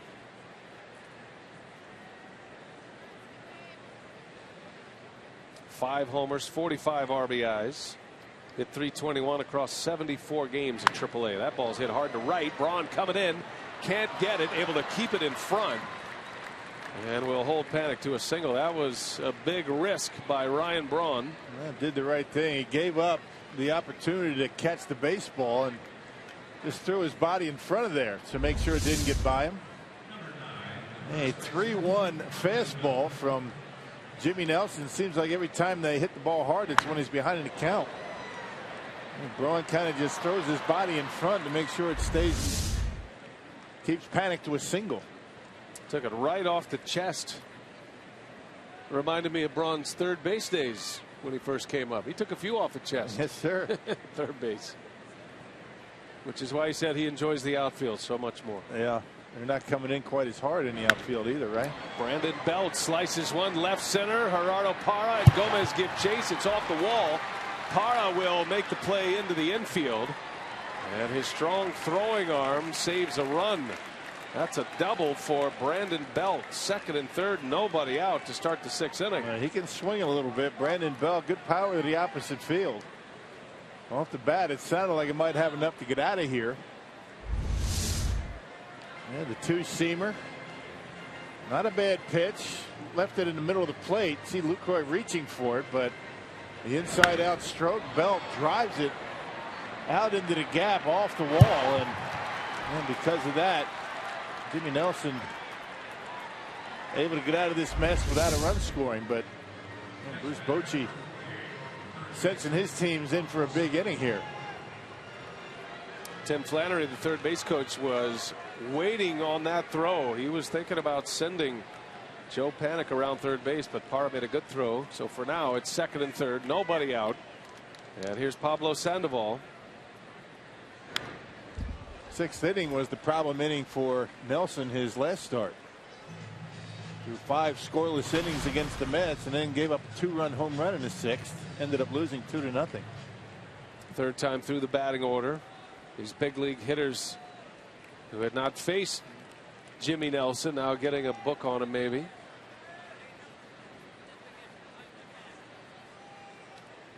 Sandoval had the game winner yesterday in New York against the Mets. And a bouncer foul. 0-2 the count. Sandoval drove in 3 of the 4 Giants runs yesterday in a comeback win against the Mets. And he had the big hit in the 9th inning that gave him the lead. He had a double off Henry Mejia that gave the Giants a 4-3 lead. and helped them to secure that final game of the series yesterday.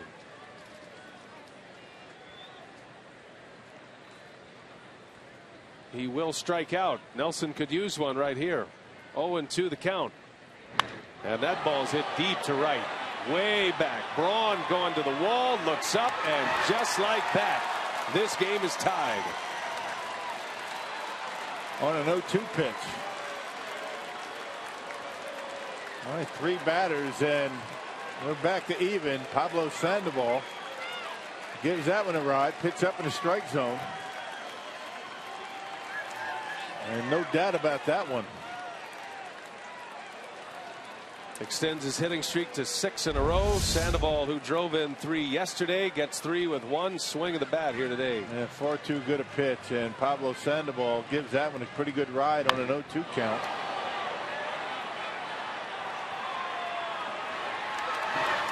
Well, Panic with a 3-ball 1-strike base hit to start it off. Brandon Belt hit the first pitch, and then Pablo Sandoval with a home run on an 0-2 pitch. This has been a recurring theme for the Brewers, getting early leads and giving them away, and it's typically been in the 6th inning. That's been the trouble inning for a lot of these Brewers starters, specifically Jimmy Nelson. So you got to regroup, start it all over. Bases empty, nobody out, 3 runs are in, and Nelson facing Gregor Blanco.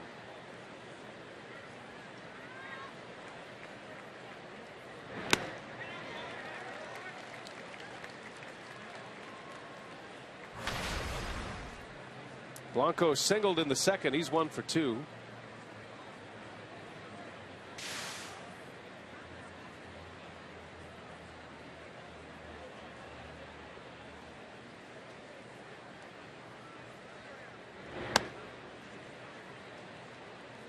Ball and a strike.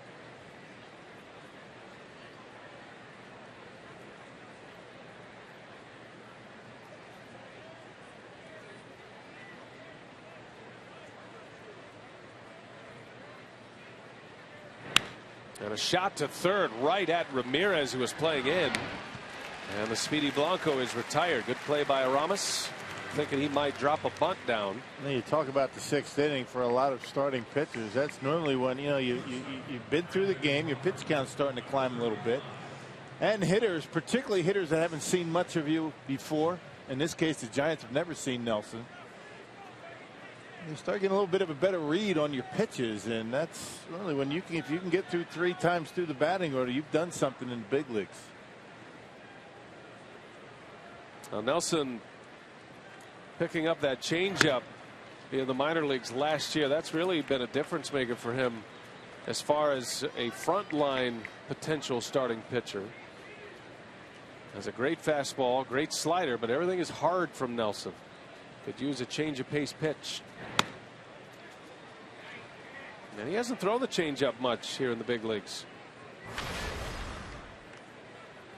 And you go with what's comfortable for you. You don't experiment with a 3rd pitch until you start settling in, relaxing a little bit.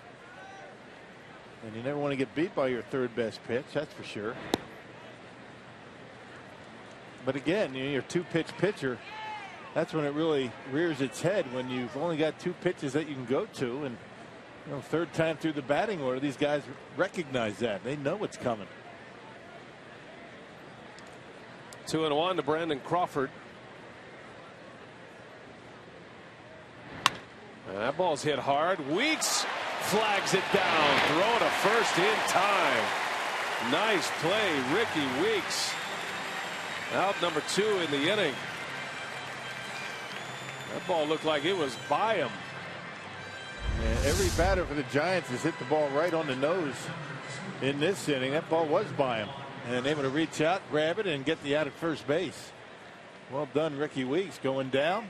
Knows he has time and makes a good throw. So an inning that Jimmy Nelson is trying to survive here. A lot of hard hit balls in this inning, and a swing and a miss by Juan Perez. Nasty slider from Nelson. Brewers got a 2-run homer from Gomez in the 3rd. Gomez Dropped a bunt down with 2 outs to drive in the 3rd run last inning. Sandoval erased it with a 3-run home run just a moment ago. Little tapper over to Reynolds. He'll take it himself. And that will retire the side. But some damage done. 3 hits in the inning. Sandoval goes deep. A 3-run home run. And we're all even.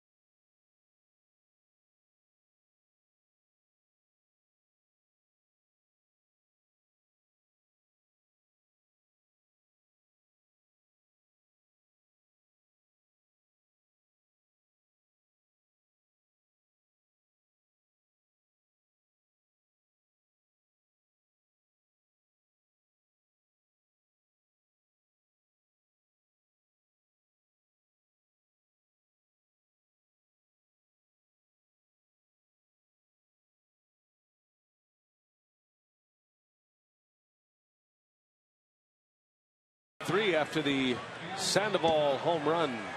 3-run shot. Lincecum and Nelson all even up as we head to the bottom of the 6th. Our Carsoup.com trivia. Prior to this season, the last major league pitcher to throw a no-hitter and record a save in the same season. And Lincecum did it this year. Matt Garza was the last to do it. He threw his only no-hitter for the Rays. Got a save that year.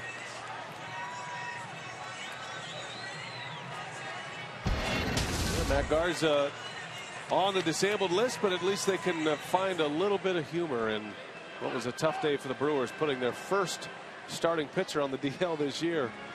Giovanni Gallardo wrapping him up. That doesn't look like a professional athletic trainer wrap. That's the pre-wrap. You know, you put that over and down, and then you put the tape over top. The skin savers. So it doesn't rip off the hair on your arm. Well, at least they can have a little fun with it. 2 days later, you can have fun with it. And they weren't smiling about it on Sunday. Those obliques can be tough as well.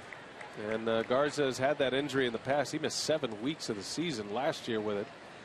Garza said it is not that severe. But I would doubt. As Braun, that's fair. Sandoval gloves and throws, and he's out. Man, what a play. Yeah, he's improved a lot over there at third base. He used to be a liability defensively. Talked about the fact that he leads all major league third basemen in fielding percentage. Keep in mind his range isn't all that great.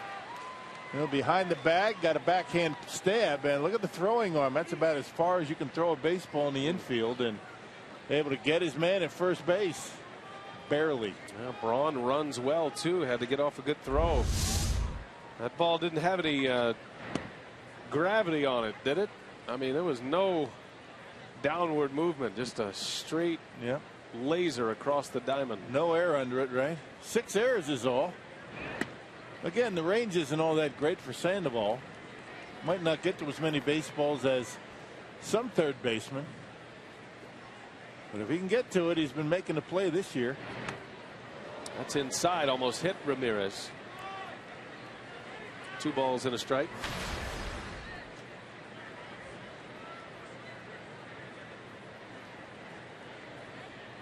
Believe it or not, Sandoval is actually, or as a youth, was a left-handed thrower, but growing up in Venezuela, And he wanted to be like some of the great Venezuelan shortstops, Ozzie Guillen, Vizquel. So he played shortstop and he threw right-handed.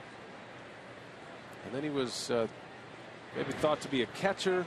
Maybe that was going to be his way to the big leagues, ultimately at third base. He's battled weight problems over the years, but he came back with a much more dedication and focus this year. He's been a great player for the Giants, and then he's been not so great, and he's been a guy that they haven't been able to count on.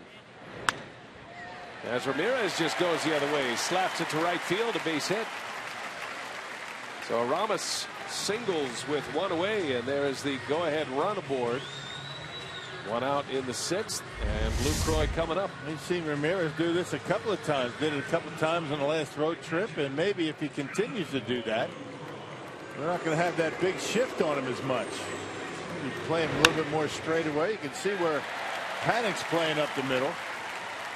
You shoot that ball all over the diamond, they can't do that to you, and then you start opening up some holes.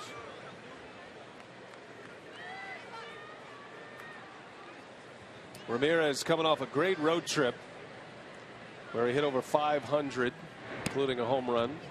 Single here tonight. At the plate presented by Wendy's. Jonathan Lucroy, who doubled into the gap in left center, which is no easy task against the Giants because they are set up in their outfield to protect those gaps. In the air to center field. Pretty well hit. Did he get it? To the wall, Blanco, and it's off the top of the wall. Ramirez around third will stop there. And Lucroy in at second base with a long double. Just missed. Man, just missed it.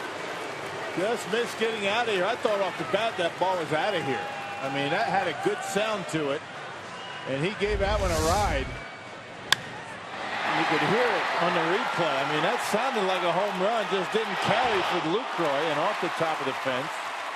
Ramirez had to wait at second base to see if that ball was going to be caught. That's why he wasn't able to score. Man, close.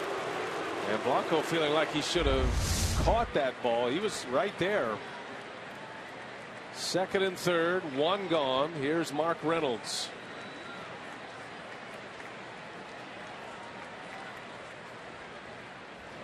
Lucroy with his second double. I'm with you. When that left the bat, it had that sound, you know, that real full sound. You knew he caught it right on the barrel. But it's a little cool tonight. You know, temperatures are in the upper 60s tonight, believe it or not. And it stayed in the ballpark. Yeah, it just didn't carry, did it? Reynolds trying to cash him in, and a shot to short, gloved by Crawford. And a bad break for the Brewers. Hit that one right on the nose, but right at Brandon Crawford, and the runners have to stay put. Because they were playing halfway, Ramirez, they weren't playing contact. They were holding to make it go through, and it's a good thing.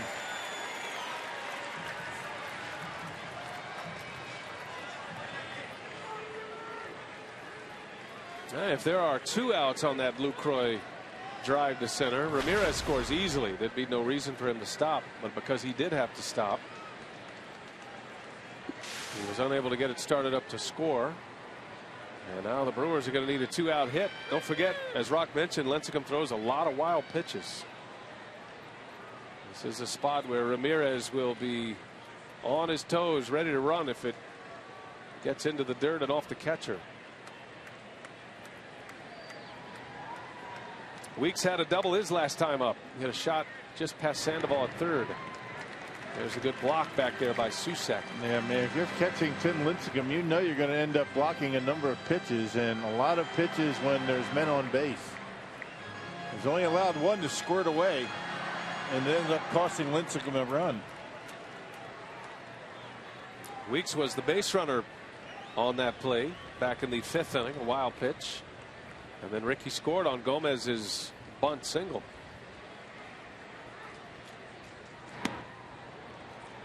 Two 2-0.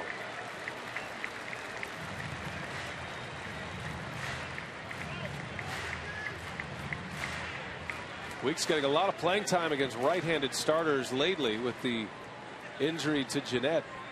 Jeanette hasn't gone on the disabled list, but still unable to start. So Ricky's been getting a lot of this time.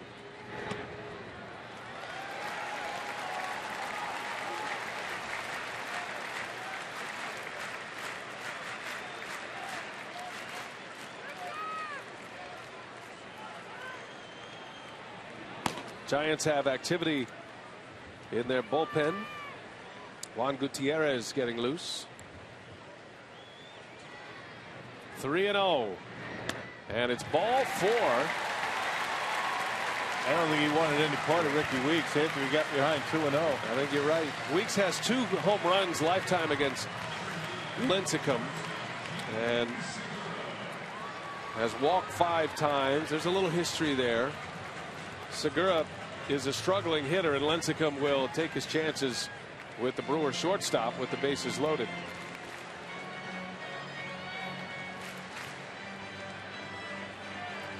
Segura is 0 for 2. Lincecum struck him out looking in the 5th. Ramirez, Lucroy, and Weeks on base.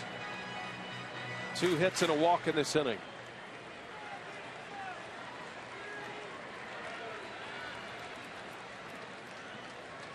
Brewers surrendering the lead in the top of this inning, trying to get it back. Segura fouls it away. Just a tick late. Looking for his first hit of the year with bases loaded. This would be a good spot.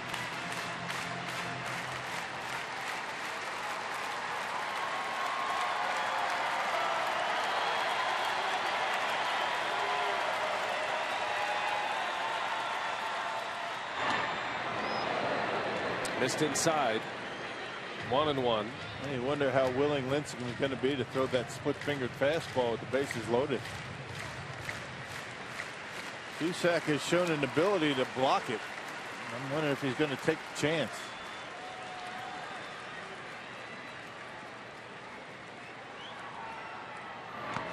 Segura lays off. He did take a chance. Missed in the dirt. Segura doesn't bite and now has the count in his favor. 2-1. I figure you're going to get a pretty good fastball to hit right here. I don't think Lincecum wants to go 3-1.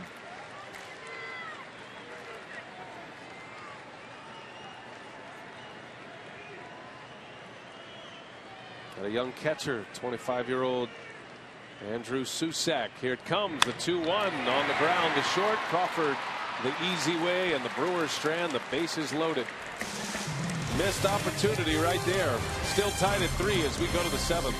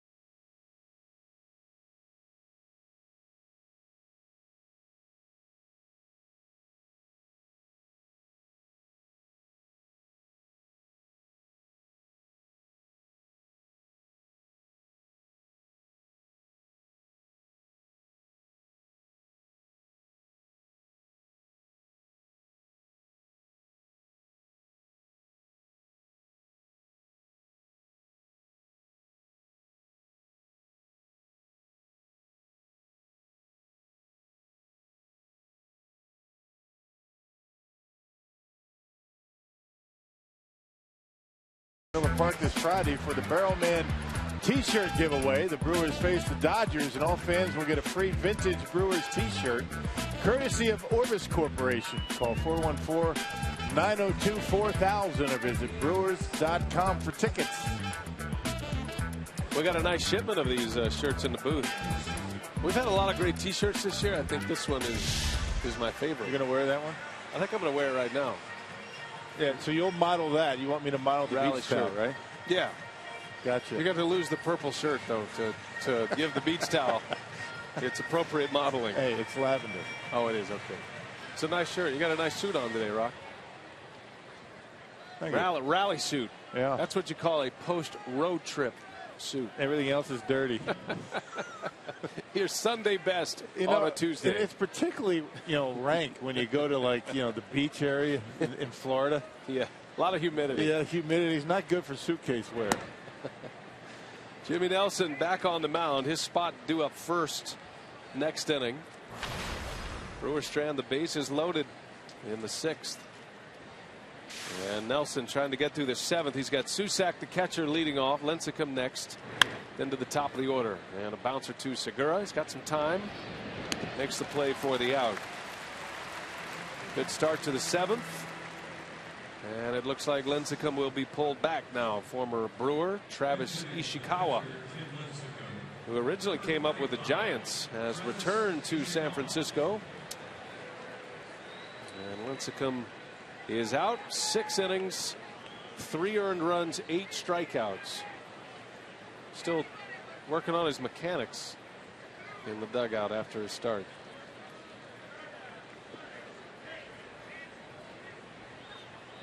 Got to feel like a bit of a bounce back for Lincecum. He has not pitched well his last 2 times out as Ishikawa skies one to deep center. Yeah, just missed that one, didn't he? 2 outs.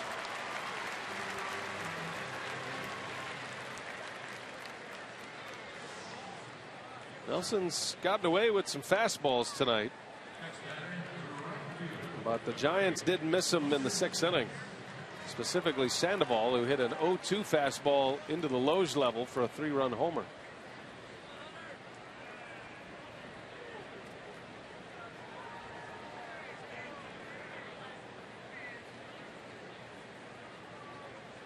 Top of the order, 2 outs. And a power hitter at the plate, Hunter Pence, sitting on 15 home runs this season.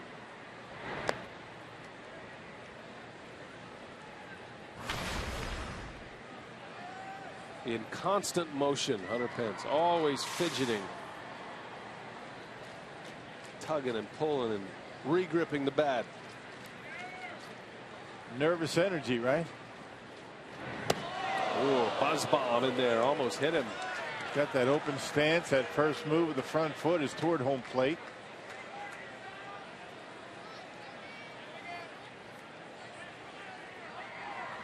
Always looking to cover that outside corner, and Jimmy Nelson decides to stand him up a little bit. A little too close for comfort for Pence.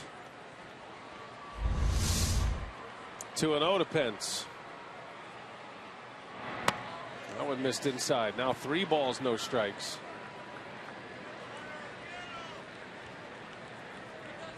Well, the Giants typically over the years have been a green light team with 3-0. I would imagine if Pence gets one he likes, he'll take a swing at it. Ball 4. Walked him on 4 straight. And now the Giants have the go-ahead run aboard. Zach Duke in the bullpen. You got a lefty coming up in Joe Panik, who has 2 hits against Jimmy Nelson tonight, 2 out of 3. And Panik is now 5 for his last 7 at the plate. Yeah, Giants have some hot hitters right now. Sandoval's been swinging the bat. Of course, Buster Posey's been hot. He's not in there tonight.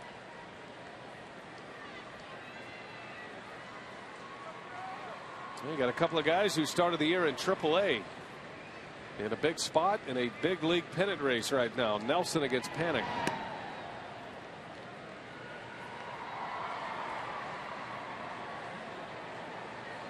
Panik's hit the ball sharply twice. Clean single in the 3rd, and then he ripped one to right field in the 6th. Was on base for Sandoval's homer. Jam shot here, left field, playable for Parra. And Jimmy Nelson gets through 7. Needed that one. A scoreless 7th inning. Done for the night. His spot due to lead off.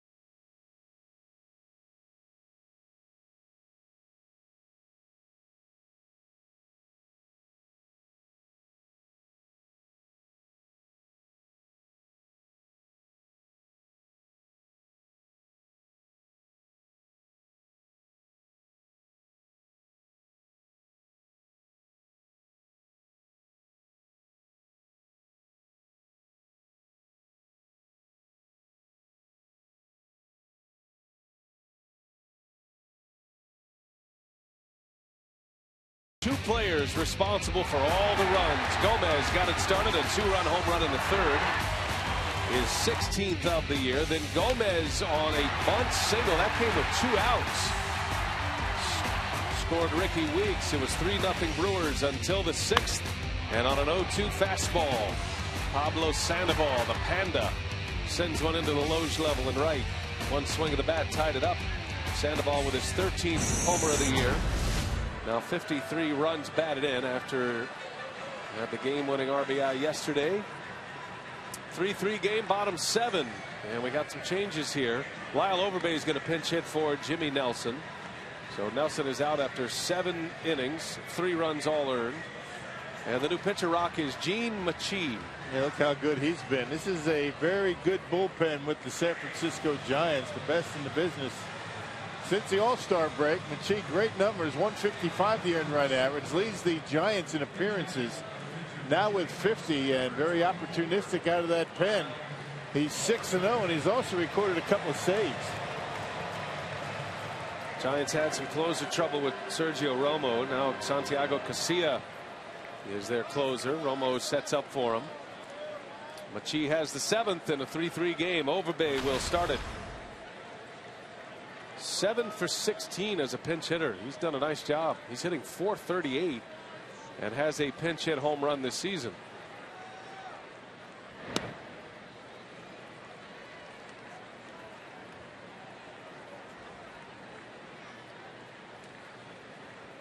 Giants, one of the better bullpens in the National League, even with their early troubles, and Romo having his problems surrendering his closer's job.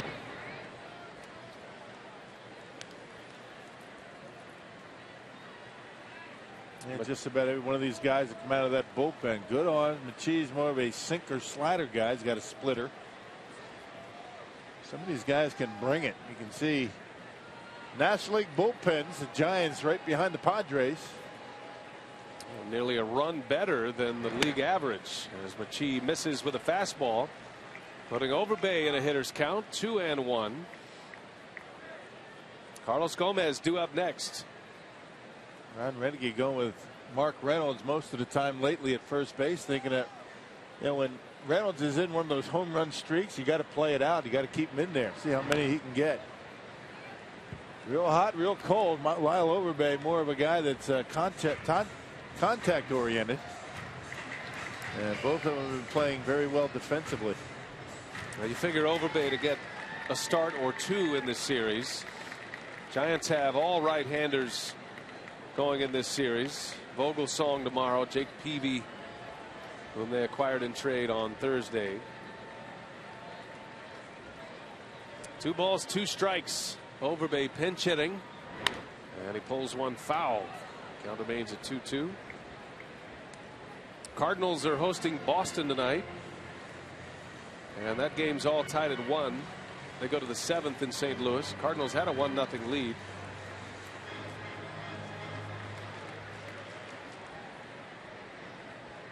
Pirates are trailing the Marlins 6-3 in the 9th. They've got a little rally going in the bottom of the 9th at home, the Pirates do. As Overbay pops it foul, and that'll end up in the seats. Now the Marlins lead 6-3. Pittsburgh is batting in the bottom of the 9th, and they have a man on. So as these scores come across, we'll keep you updated. Milwaukee starts the day with a 1-game lead over the Cardinals, tied in the loss column. 1.5 ahead of the Pirates. Just 1 game up in the loss column to Pittsburgh. 2-2, back up the middle. Crawford. Wow. Nice play. Throw to first in time. Man. That was slick. Brandon Crawford on a tough hop as he's sliding to get himself into a throwing position, makes that play. That was beautiful. There are some outstanding defensive players in this league. Look at this play. Going down, handling a tricky hop and making a good throw to get Overbay at first base. That's a big league play right there. And gets him easily at first base. A couple of steps. He's been known to put a few on the highlight reels. Brandon Crawford takes a hit away from Overbay. Now it's Gomez with 1 out. Right off the end of the bat, Machi on a 1-3 put out. 2 outs in the 7th. Threw him the splitter, and Gomez was out in front by a mile. Those are the ones you just wish you could just swing and miss. You know what I mean? You just want to miss those, not foul them off or tip them off the end of the bat. All right, and that split-fingered fastball is a tough pitch to recognize out of the hand. The Brewers have seen a few of them. You know, that Tampa series, Tampa Bay Rays, they had a couple of guys that threw splitters. Cobb and Odorizzi. And today, both of these guys have thrown split-fingered fastball. Tough to hit unless you hang them.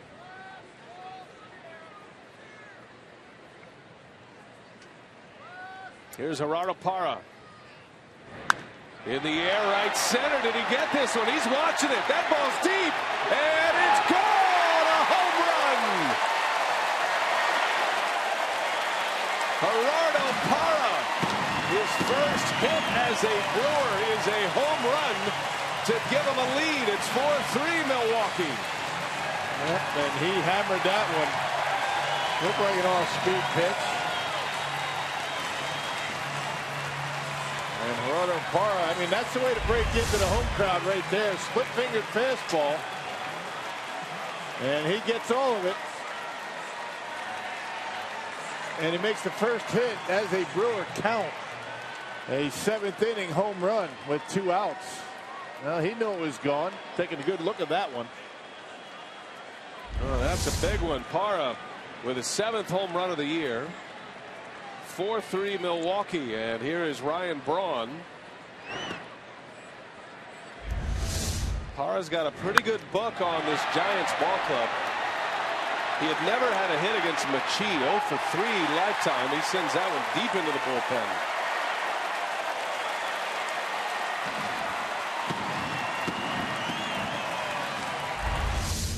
That's a good way to make some fans. And Machi hits Ryan Braun. And it got a pretty good piece of his catcher as well. I think Susak got the worst of that. Yeah. Hit him right in the throat. Looked like an off-speed pitch, maybe a split-fingered fastball that caromed off of Braun somewhere, and his catcher, as you mentioned, got the worst of it. Right off the leg and right on the side of the face. Yeah. Dave Righetti on his way to the mound, and you see Susak just trying to get his wits about him again. Nice crowd at the ballpark tonight, Tuesday night. And Gerardo Parra got them on their feet. Yes, he did. Very impressive crowd. Got to be what, close to 40 tonight? I would imagine. Good to be home. Good crowds, enthusiastic. Why wouldn't you, right? Come to see a first place club. Big homestand for the Brewers. Got the Giants and the Dodgers. You got contending teams. Dodgers have a 1.5 game lead over the Giants in the NL West. Dodgers have Kershaw on the mound tonight. They're playing the Angels. That game's underway in Los Angeles, Dodger Stadium.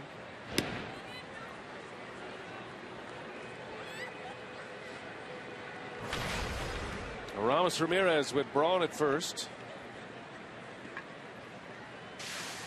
1 for 3 tonight. Singled his last time up. Just shot one into right field for a base hit.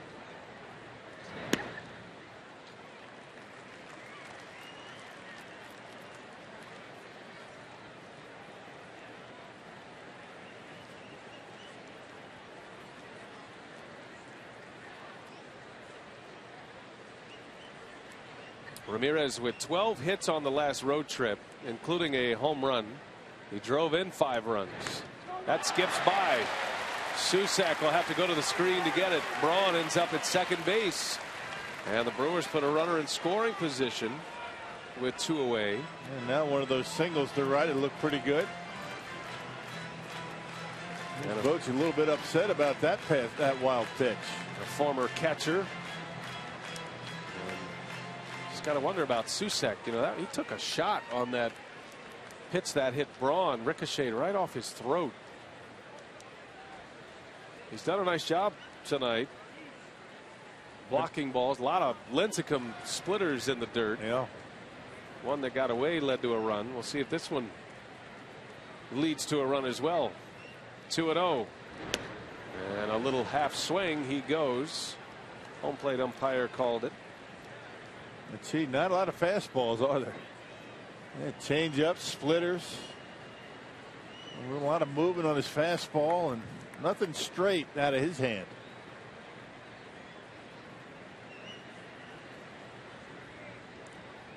Braun with good speed at second base. Tried to sneak a fastball by Ramirez. Takes it for a ball. 3-1 now. You got to figure Ramirez might get something to hit here. I mean, you got the Brewers money man on deck. This is go time for the Brewers. Part of this order. Braun, Ramirez, Lucroy. Gerardo Parra hit the home run that put the Crew on top. Now the Brewers trying to add to it. 2 outs in the inning. Braun at second. The 3-1 bounced foul. Back to the off-speed pitch. That might have been the slider there from Machi. That was a little harder than 87 miles an hour.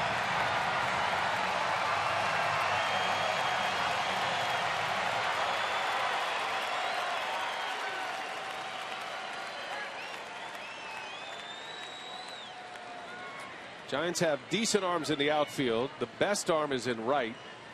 Pence has a cannon in right field. Braun should be able to score if it touches the outfield grass.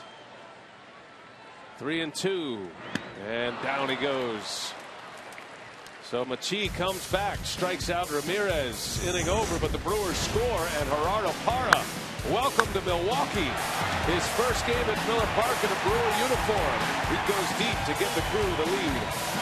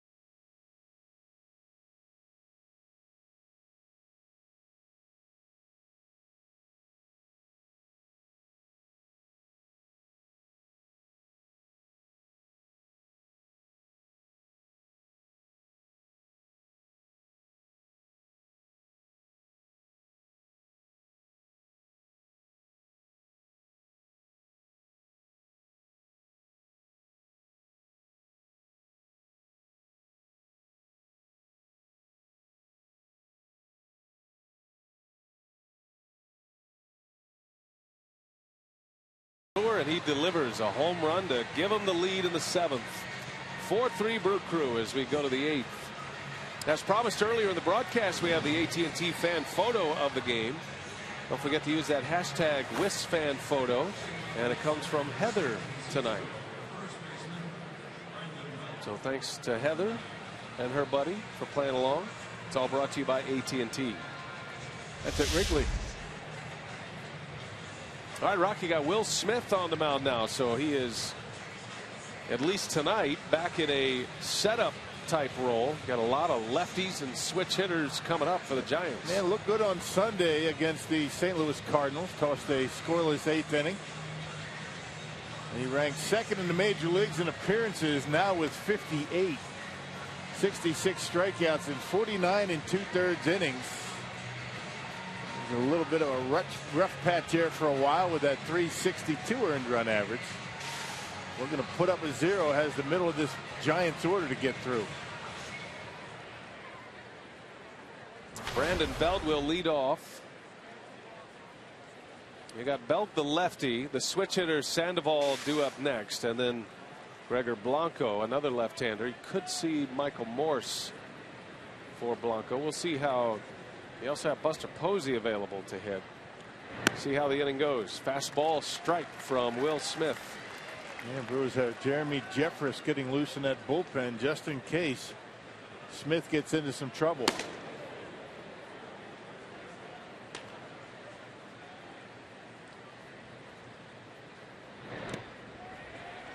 Now, lefties have struggled against Will Smith this year, hitting just .159. Smith has 36 strikeouts. More than half of his outs against left-handed batters have been via the K. Yep, that good slider, breaking pitch. Gets ahead, working it down and away, and they wave at it.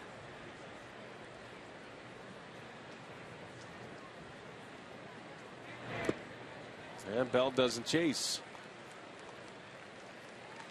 Well, maybe Belt was right. He convinced Bruce Bochy that he doesn't need to go back to the minor leagues for a rehab assignment to get some at-bats. He's been on the disabled list with a concussion. And he's come back swinging the bat well. Has a hit tonight, a double.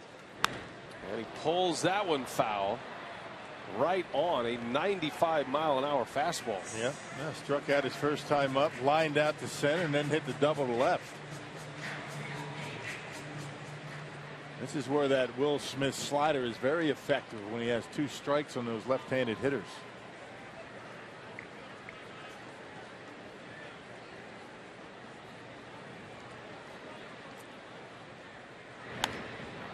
In the air, little pop up. Weeks is making the call, and he's got it for the out.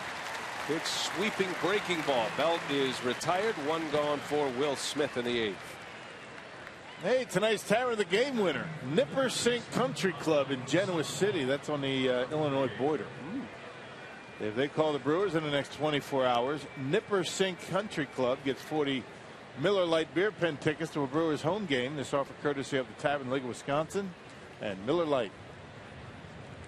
A little 19th hole at the Nipper Sink. Yeah. Best part of golf. Settle all the wagers. It is. That's where you forget all the things that went badly. Sandoval turns around, hits right-handed, which is where the Brewers want him. Much better left-handed hitter. Sandoval's hitting just 185 as a right-handed batter. 326 off the left side. 3-run homer as a lefty hitter in the 6th.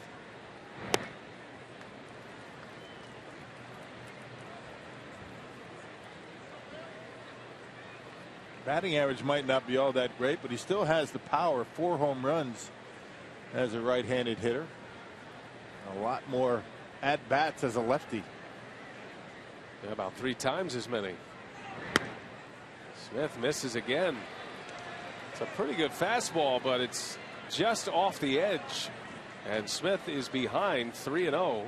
And you know he's going to be swinging. No doubt. If he likes it, he'll go.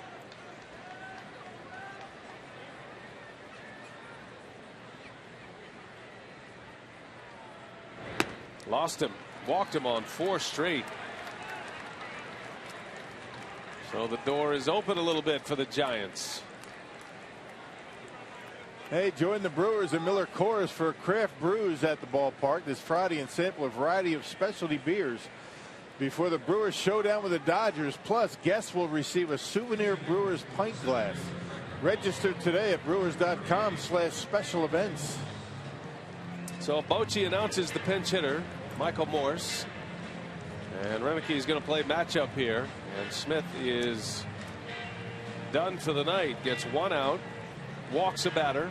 And he will exit as Renneke goes to Jeffress. Late inning relief has been a struggle for the Brewers here lately. See if they can turn the page tonight. We'll take a break.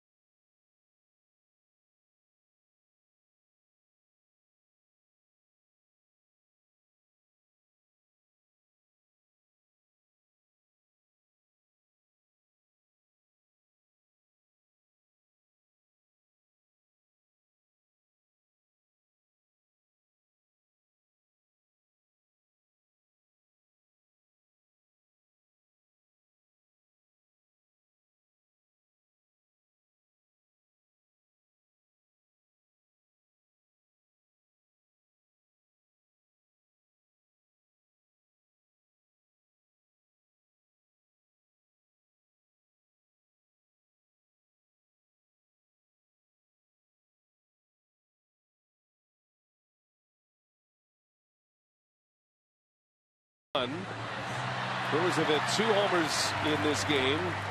Carlos Gomez had a 2-run shot in the 3rd. All 3 runs for the Giants came on a Sandoval home run in the 6th. So Will Smith comes on. He walks a batter after an out. And now Renneke's going to turn the ball over to Jeremy Jeffress, who was closing games in AAA before his call up. And he's back at it here tonight after a rough outing against the Cardinals. Yeah, had 5 saves down in AAA Nashville. Yeah, gave up 3 hits when he came into the ball game, a run. He suffered the loss against the Cardinals. He got called up on July 21st and took the roster spot of Rob Wooten, who is back with the ball club today. Matt Garza placed on the disabled list today. Brewers have an extra arm in that bullpen. Jeffress gets the call. Michael Morse will pinch hit. He's in a 1 for an 11 slump at the plate right now. Boy, had a pretty good lash at that one as he fouls it back. Yep, 96. He's got a great fastball, does Jeremy Jeffress. He's always had a good fastball. It's the other stuff that he needs to be more consistent with. Throw for strikes.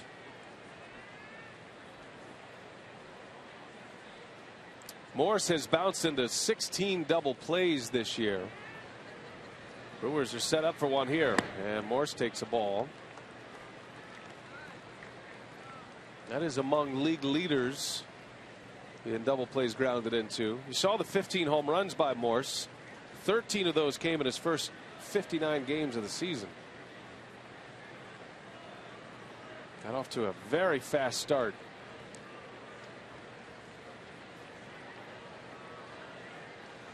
One ball, 1 strike. 2-1. Giants have Sandoval at first. And not a real threat to run. You got to keep an eye on him. Been all fastballs from Jeffress.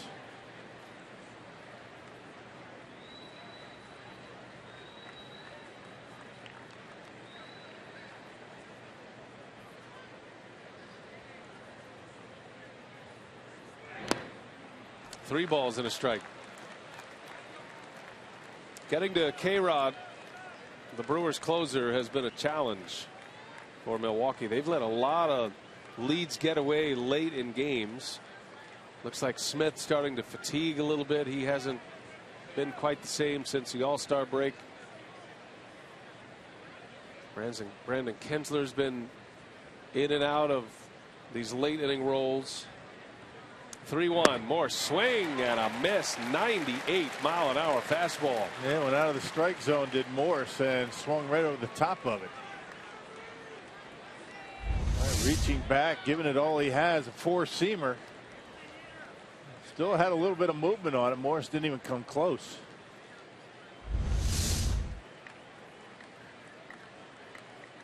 No secrets here. Power against power.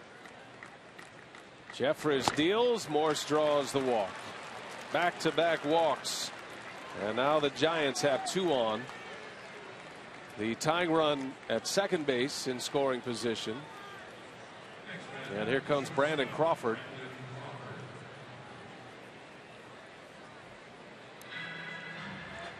I just wonder what Jeremy Jeffress would be able to do. He's able to throw a breaking pitch and get that into the head of the hitters. He doesn't throw many. Has yet to throw one in this appearance.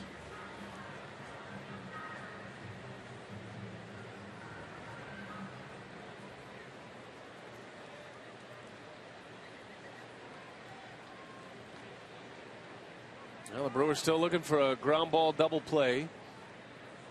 Unlike Morse, Crawford, one of the toughest to double up. Runs well. First and second, 1 out. And this big crowd has gone quiet. And Jeffress misses again. And no activity in that Brewers bullpen. I guess this is going to be Jeffress' inning. Rick Kranitz on his way out. He might have spotted something. Maybe giving him a boost of encouragement here. This is not a role that Jeffress has been in very often in his career. Now, coming through the minor leagues, yes. It's different on the big stage.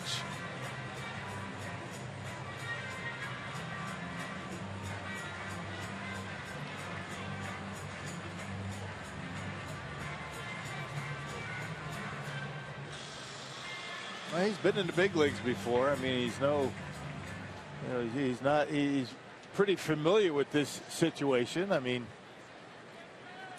not his first rodeo. Just a matter of being able to throw the ball over the plate. 1-0 to Crawford. 2-0.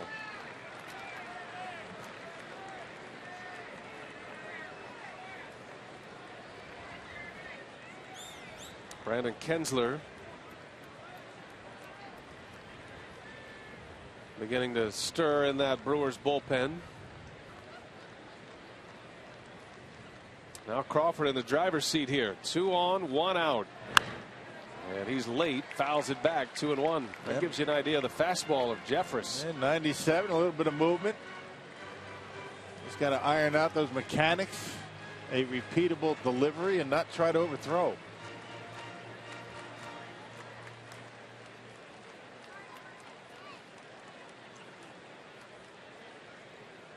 Nine pitches, all fastballs, all 95 plus. Crawford in the air, left field. Parra's got a long way to go. That's slicing into foul territory. Did he get it? Yes, he did.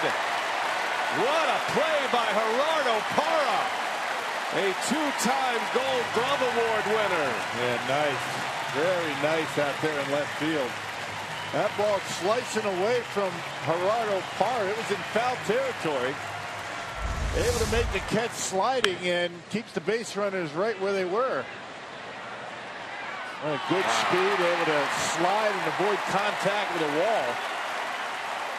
And that is a huge out right there. Man, what a play. Gerardo Parra. And that was on a 3-1 count. And that's the second out. And now Bruce Bochy is going to take a shot at it right here. So he's going to go with his big bat, Buster Posey.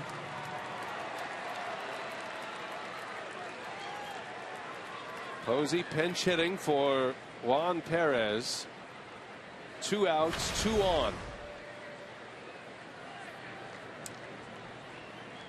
Tying run at second for the Giants. And he starts it with a breaking ball. There you Strike go. 1. Nice. Fooled everybody in the ballpark. You throw that for strikes, that'll get into a hitter's head.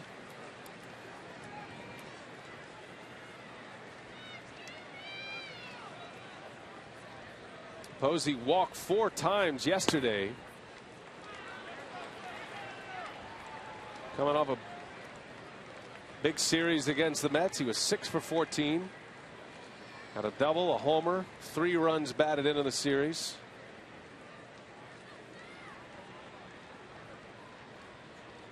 One ball, 1 strike. 2 outs in the inning. Posey takes ball 2.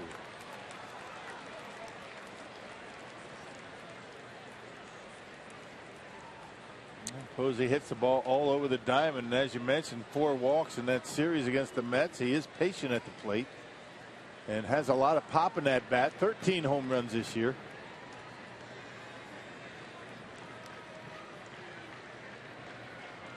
Jeffress behind in the count. 2-1. Posey takes a ball. Didn't miss by much. You could tell Lucroy wanted that call, and he's got something to say here to Tom Hallion. And Lucroy doesn't talk too much or complain too much about pitches. And it looked like that could have easily been called a strike, but you've got a former MVP at the plate. I don't think that doesn't have something to do with it. It's a dangerous count here for Jeffress. 3 balls, 1 strike. And a swing and a foul. He took a big rip. That came in at 98. And had a good one to hit too.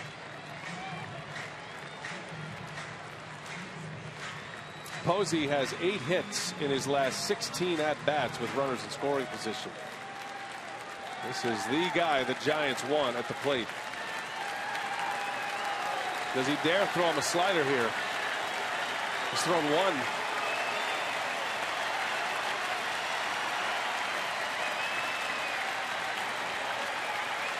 Full count. 2 outs. The runners get a head start, and a breaking ball struck him out.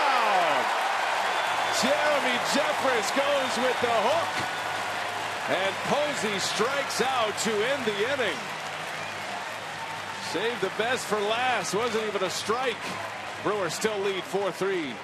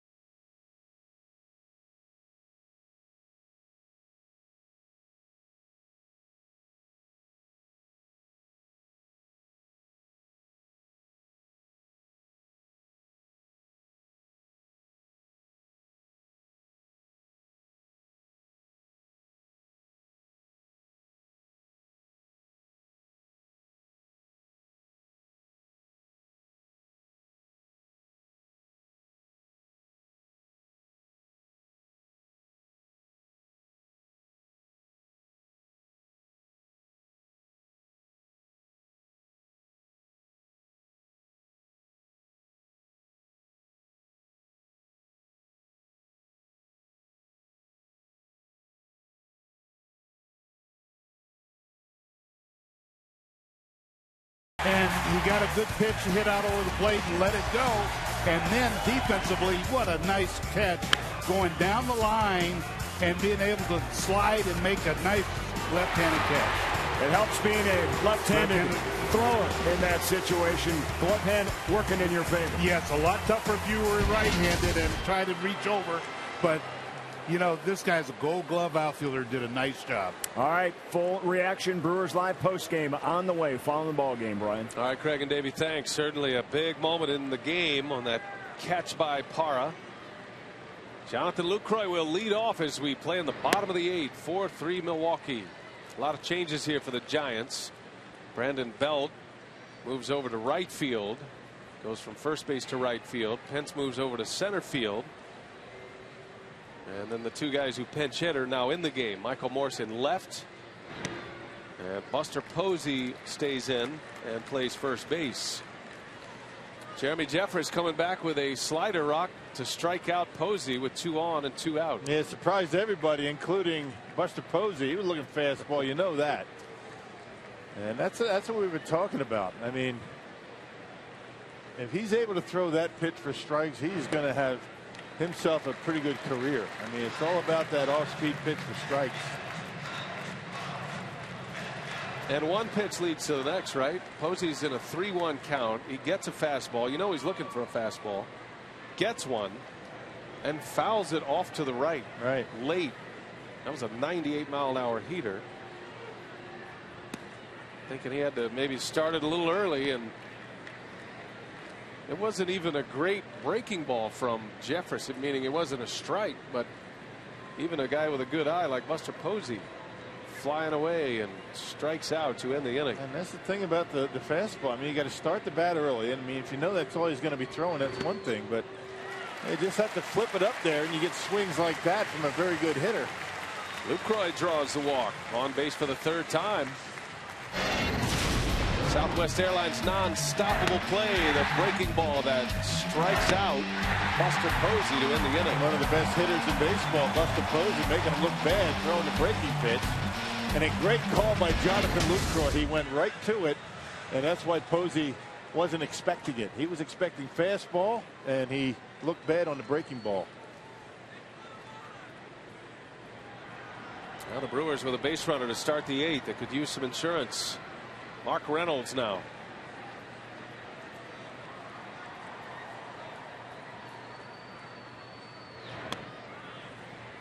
Bruce Bochy trying to get a couple of innings out of Machi. Gave up the home run to Parra. That gave the Brewers the lead. A 2-out solo home run by Gerardo Parra. That came with 2 outs and nobody on.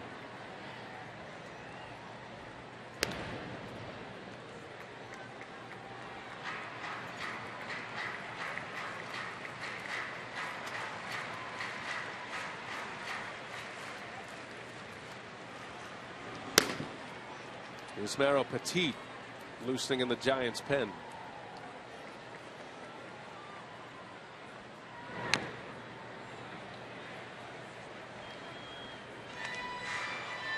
Jimmy Nelson right now in line for the win. Machi on the hook for the loss. Nelson went 7 innings, 3 earned runs, all on that one swing by Sandoval. Had just 1 walk and 5 Ks. Another good start for Jimmy Nelson. That's 3 in a row.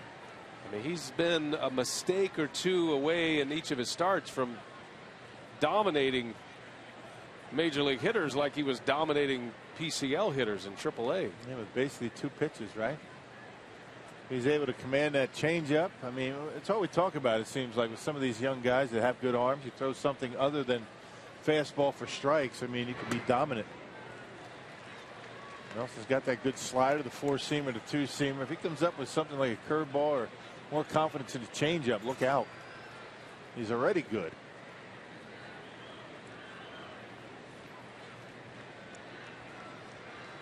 Ball and 2 strikes on Reynolds. 0 for 3 tonight. The Brewers team leader in home runs. And for the most part, operating in a platoon. It's not a hard platoon with Overbay, but he doesn't start every day, and yet he still leads the club with 19 homers.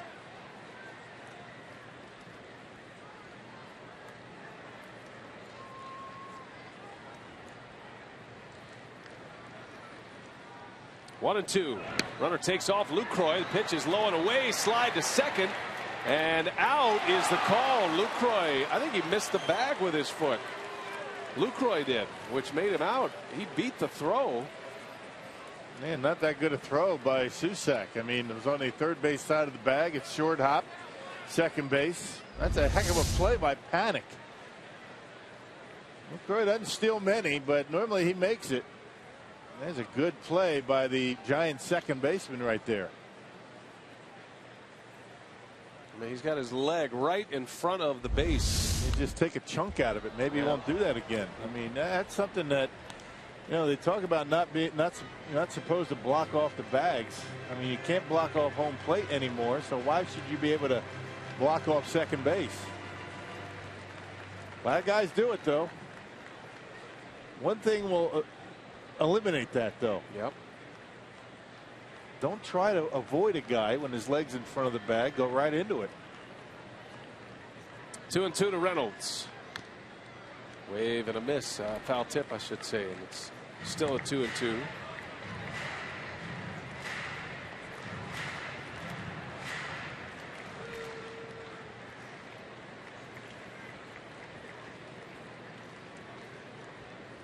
Reynolds looking for his first 20-homer season. Well, he had one last year. I beg your pardon. Split his time between the Indians and the Yankees.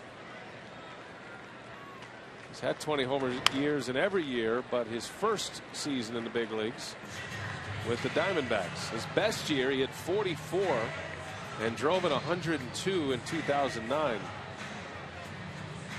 Last year, hit 21 combined home runs.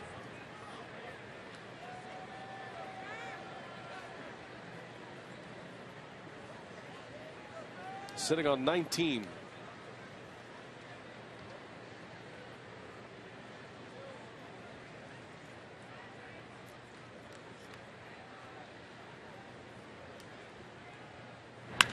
A shot. The shift is on, and Reynolds right into it. Crawford makes a play for the out. 2 outs. A couple of times now that Mark Reynolds has stung one right on the nose and hit it right at Crawford at short. Subway in-game box score. The Brewers have 4 runs on 8 hits. 3 runs batted in by Gomez. Hit a 2-run homer, had a bunt single for an RBI. And Parra's home run with 2 outs in the 7th, giving the Brewers the lead. Lucroy's been on base 3 times, 2 hits, 2 doubles, and that walk. 2 outs for Weeks. Looking ahead to the Giants in the 9th inning. Their catcher Susac will lead off. Got the pitcher spot after that. And into the top of the order in Hunter Pence. And most of the big bats not going to have to deal with unless the Giants get some type of big rally going. Bochy using Morse and Posey in the top of this inning. Yeah, those are the 2 guys I was talking about. You get through that 8th inning with those 2 guys hitting, you have to feel pretty good about yourself.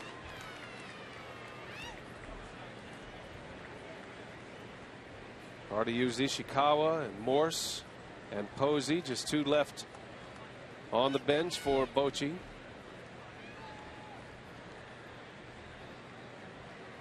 Matt Duffy, a rookie, and Joaquin Arias. Weeks takes a strike. 1 ball, 2 strikes on Ricky. A double and a walk tonight. He doubled and scored in the 5th. He scored on the Gomez bunt single. That made it 3-0.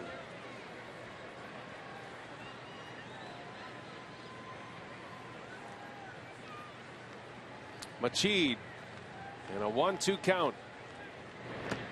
And he got him. Weeks strikes out, and the inning is over. And it's time for Frankie Rodriguez. The Brewers are 3 outs away from a victory Game 1 of this series.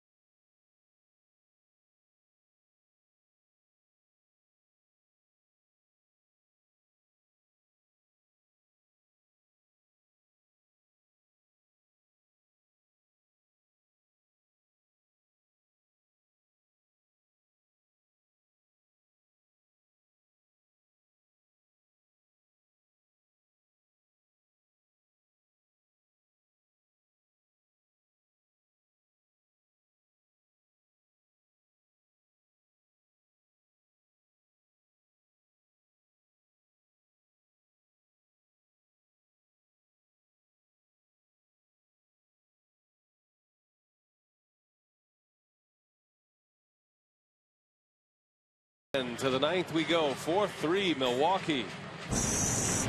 And our Miller Lite What's on Tap. We're back at it tomorrow here on Fox Sports Wisconsin. Game starts at a little after 7 and on the air at 6:30 for Brewers Live. Ryan Vogelsong for the Giants against Giovanni Gallardo, sitting on a consecutive scoreless inning streak over 16 innings. He'll be on the mound looking for win number 7, coming off a victory against the Rays his last time out. That's tomorrow. K-Rod on to try to nail it down as we go to the 9th. Columbia St. Mary's save tracker now at 32 for Frankie Rodriguez. Yeah, 6th time. He's looking to go the 30-plus save plateau for the 6th season. He's got, actually, he already has it. 32 out of 36 and making appearance number 53 tonight. Last pitched on Friday against the Cardinals and picked up a save. Andrew Susac, the Giants catcher, and a swing and a miss. Giants have Posey in the game at first base. Hector Sanchez is the backup catcher, and he's been out with a concussion. He's on the comeback trail. Been cleared for a minor league rehab. In the meantime, it's Susac, hits one into right. Easy fly ball for Braun. There is out number 1. Going with 2 fastballs to get Susac. Fastballs on the outer half of the plate. Important to get the first 2 here, then you get to have to deal with the top of the order. K-Rod's changeup's been much better his last handful of appearances, keeping it down over the plate and getting some strikeouts. Pinch hitter for the Giants, Joaquin Arias. He'll hit in the pitcher spot.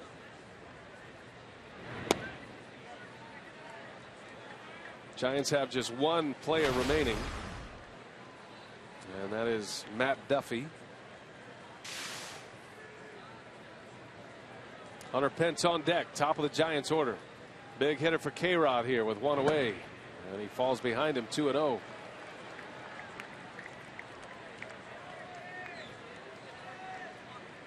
There's a dangerous bat waiting.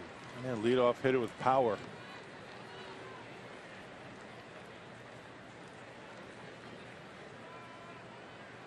Two 2-0 the count. That one's in there. Fastball, 2-1.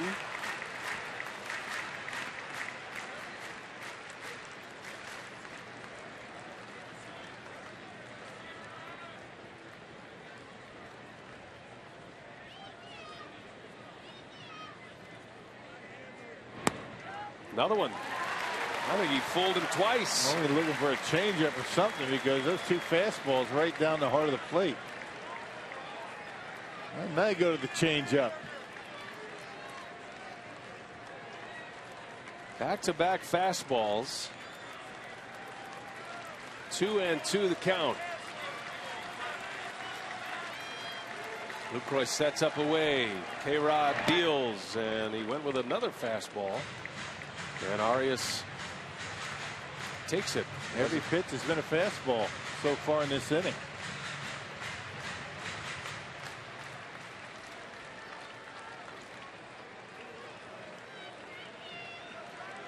K-Rod 2 saves away from the league lead. Trevor Rosenthal of the Cardinals with 34 saves. K-Rod and Craig Kimbrell with 32. 3-2 pitch, bouncer, foul past third. Rosenthal saved the last 2 games against the Brewers over the weekend to regain his top spot in the National League.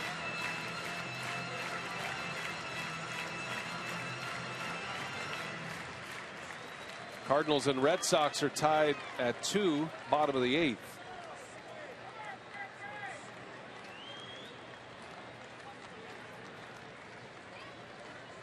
Full count.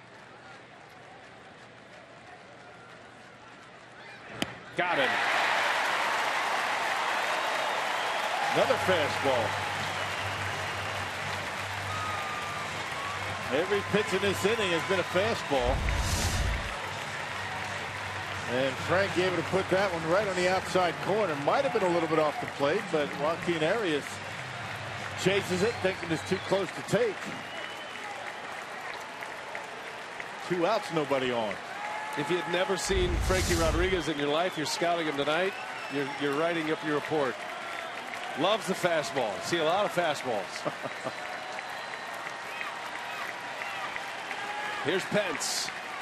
Brewers lead by a run. And that one missed badly. Now you're going to go some changeups and curveballs. You're not going to go all fastballs to this guy. Too risky. Pence has homered off K-Rod in his career. He's got a small sample size, just 2 for 5, but one of those 2 hits, a home run.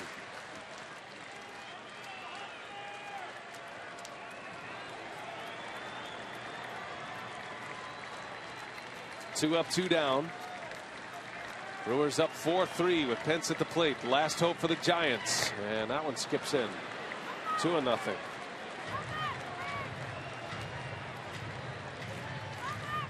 Marlins hung on to beat the Pirates tonight, 6-3. Cardinals, Red Sox tied at 2, bottom 8. Brewers trying to take care of business and remain atop the division by themselves. Hitters count for Pence. And that missed only by a little. 3-0 the count. That changeup. Yeah, Pence looking fastball. The only reason that he took it. It fooled him. Remember, we're talking about the Giants and how they swing away 3-0 a lot. Wonder if he'd do it here. He does, and he fouls it off. K-Rod threw him a changeup. He knew he was swinging. A 3-0 changeup. And Pence looking to tie it up. There's a changeup grip. Got it down in the zone, and Pence way out in front of it, as you would expect. That opens the door for a few other options.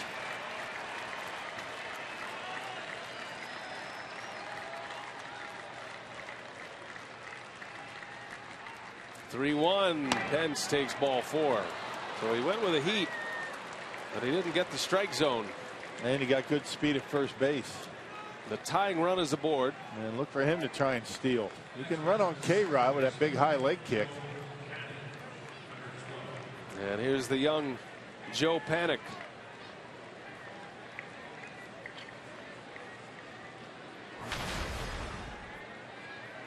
Panik's had a good night. 2 for 4. Hit the ball sharply twice. 3 hits yesterday against the Mets. And Pence digging in over there at first base. Pence has 10 stolen bases. He's 10 for 14. And Panic doesn't bite on that changeup. A lot of young hitters do, but he didn't. Yeah, if you're Frankie Rodriguez, you don't want to worry too much about quickening your delivery too much and make a mistake. They tried to quick pitch a little bit, slide step, if you will. Didn't have his normal delivery. Brewers clinging to a 1-run lead. 2 outs in the inning. Panic takes a strike. Fastball in there. Needed that one.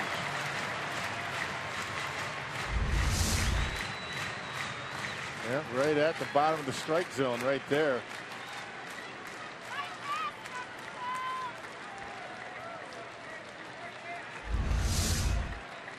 See what it gives him here.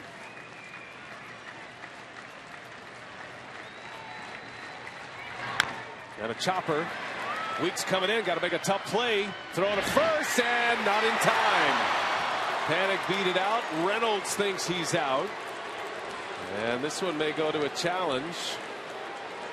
Now, if you're Ricky Weeks, what you do is you got to run right into Hunter Pence, and that would have ended the game. He slowed down, let Pence go by, and because of that, they might have lost the out. Check it out. Watch Ricky. He's going to slow down a little bit. And Pence kind of slowed down to disrupt the play. Ooh, this is going to be close. I think that this might end the ball game. This is going to be probably the best look at it. Oh, doesn't look like the foot. It's not. The foot is not down. Yeah, he's out. So this game could end on an overturned call.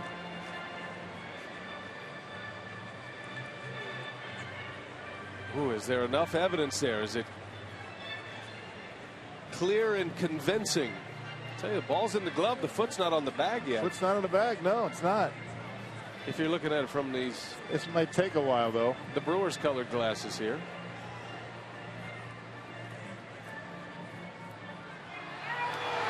Is there enough? Well, the crowd just saw the replay here on the big board. They think there's enough to end this game.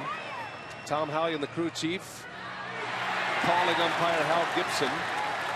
There's already been a Hal Gibson call tonight that has been overturned. I don't want to speculate. I mean, we've seen them before that, you know, they don't change them. Remember, the call on the field is safe. Is there enough to overturn it? We'll see.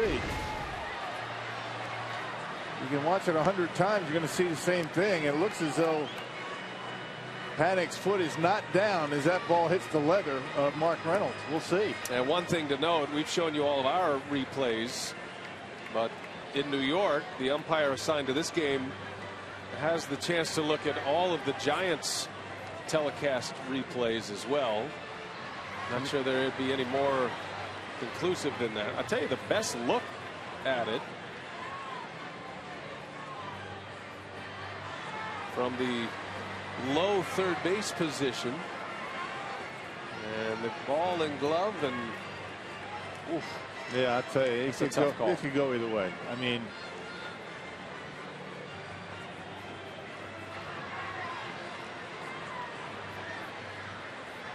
it's taken a while. And the longer it takes, the longer they're looking and searching for different angles. Tom Hallion, all he can do is wait. Yeah, he has nothing to say about it anymore, and either does Hal Gibson. And I'm sure the umpires in New York, they know the situation. There is an umpire assigned to this game, but he can ask for help. He has a supervisor behind him.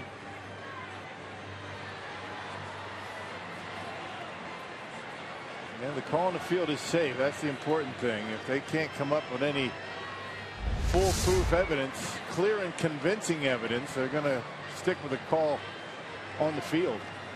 It's a huge call. It could end the game if it's overturned. If not, it'll be first and second with Brandon Belt coming up. Yeah, number 3 hitter who's already got a double. And then you got Sandoval coming up. Here it comes. Tom Hallion will make the call, and he is out, and the game is over. the most thrilling challenge we have seen. Oh boy, that could have gone either way. My goodness. The Brewers get the call. The game is over. Gerardo Parra with a game-winning home run for the Crew. Made a spectacular defensive play as well in his first game at Miller Park as a Brewer. And it ends on an overturned call at first base. Makes a winner out of Jimmy Nelson. K-Rod with save number 33. 4-3 victory for the Brew Crew as we check in with Craig Kashawn and Davey Nelson. It's time for Brewers Live. We may have to call the ending of this one the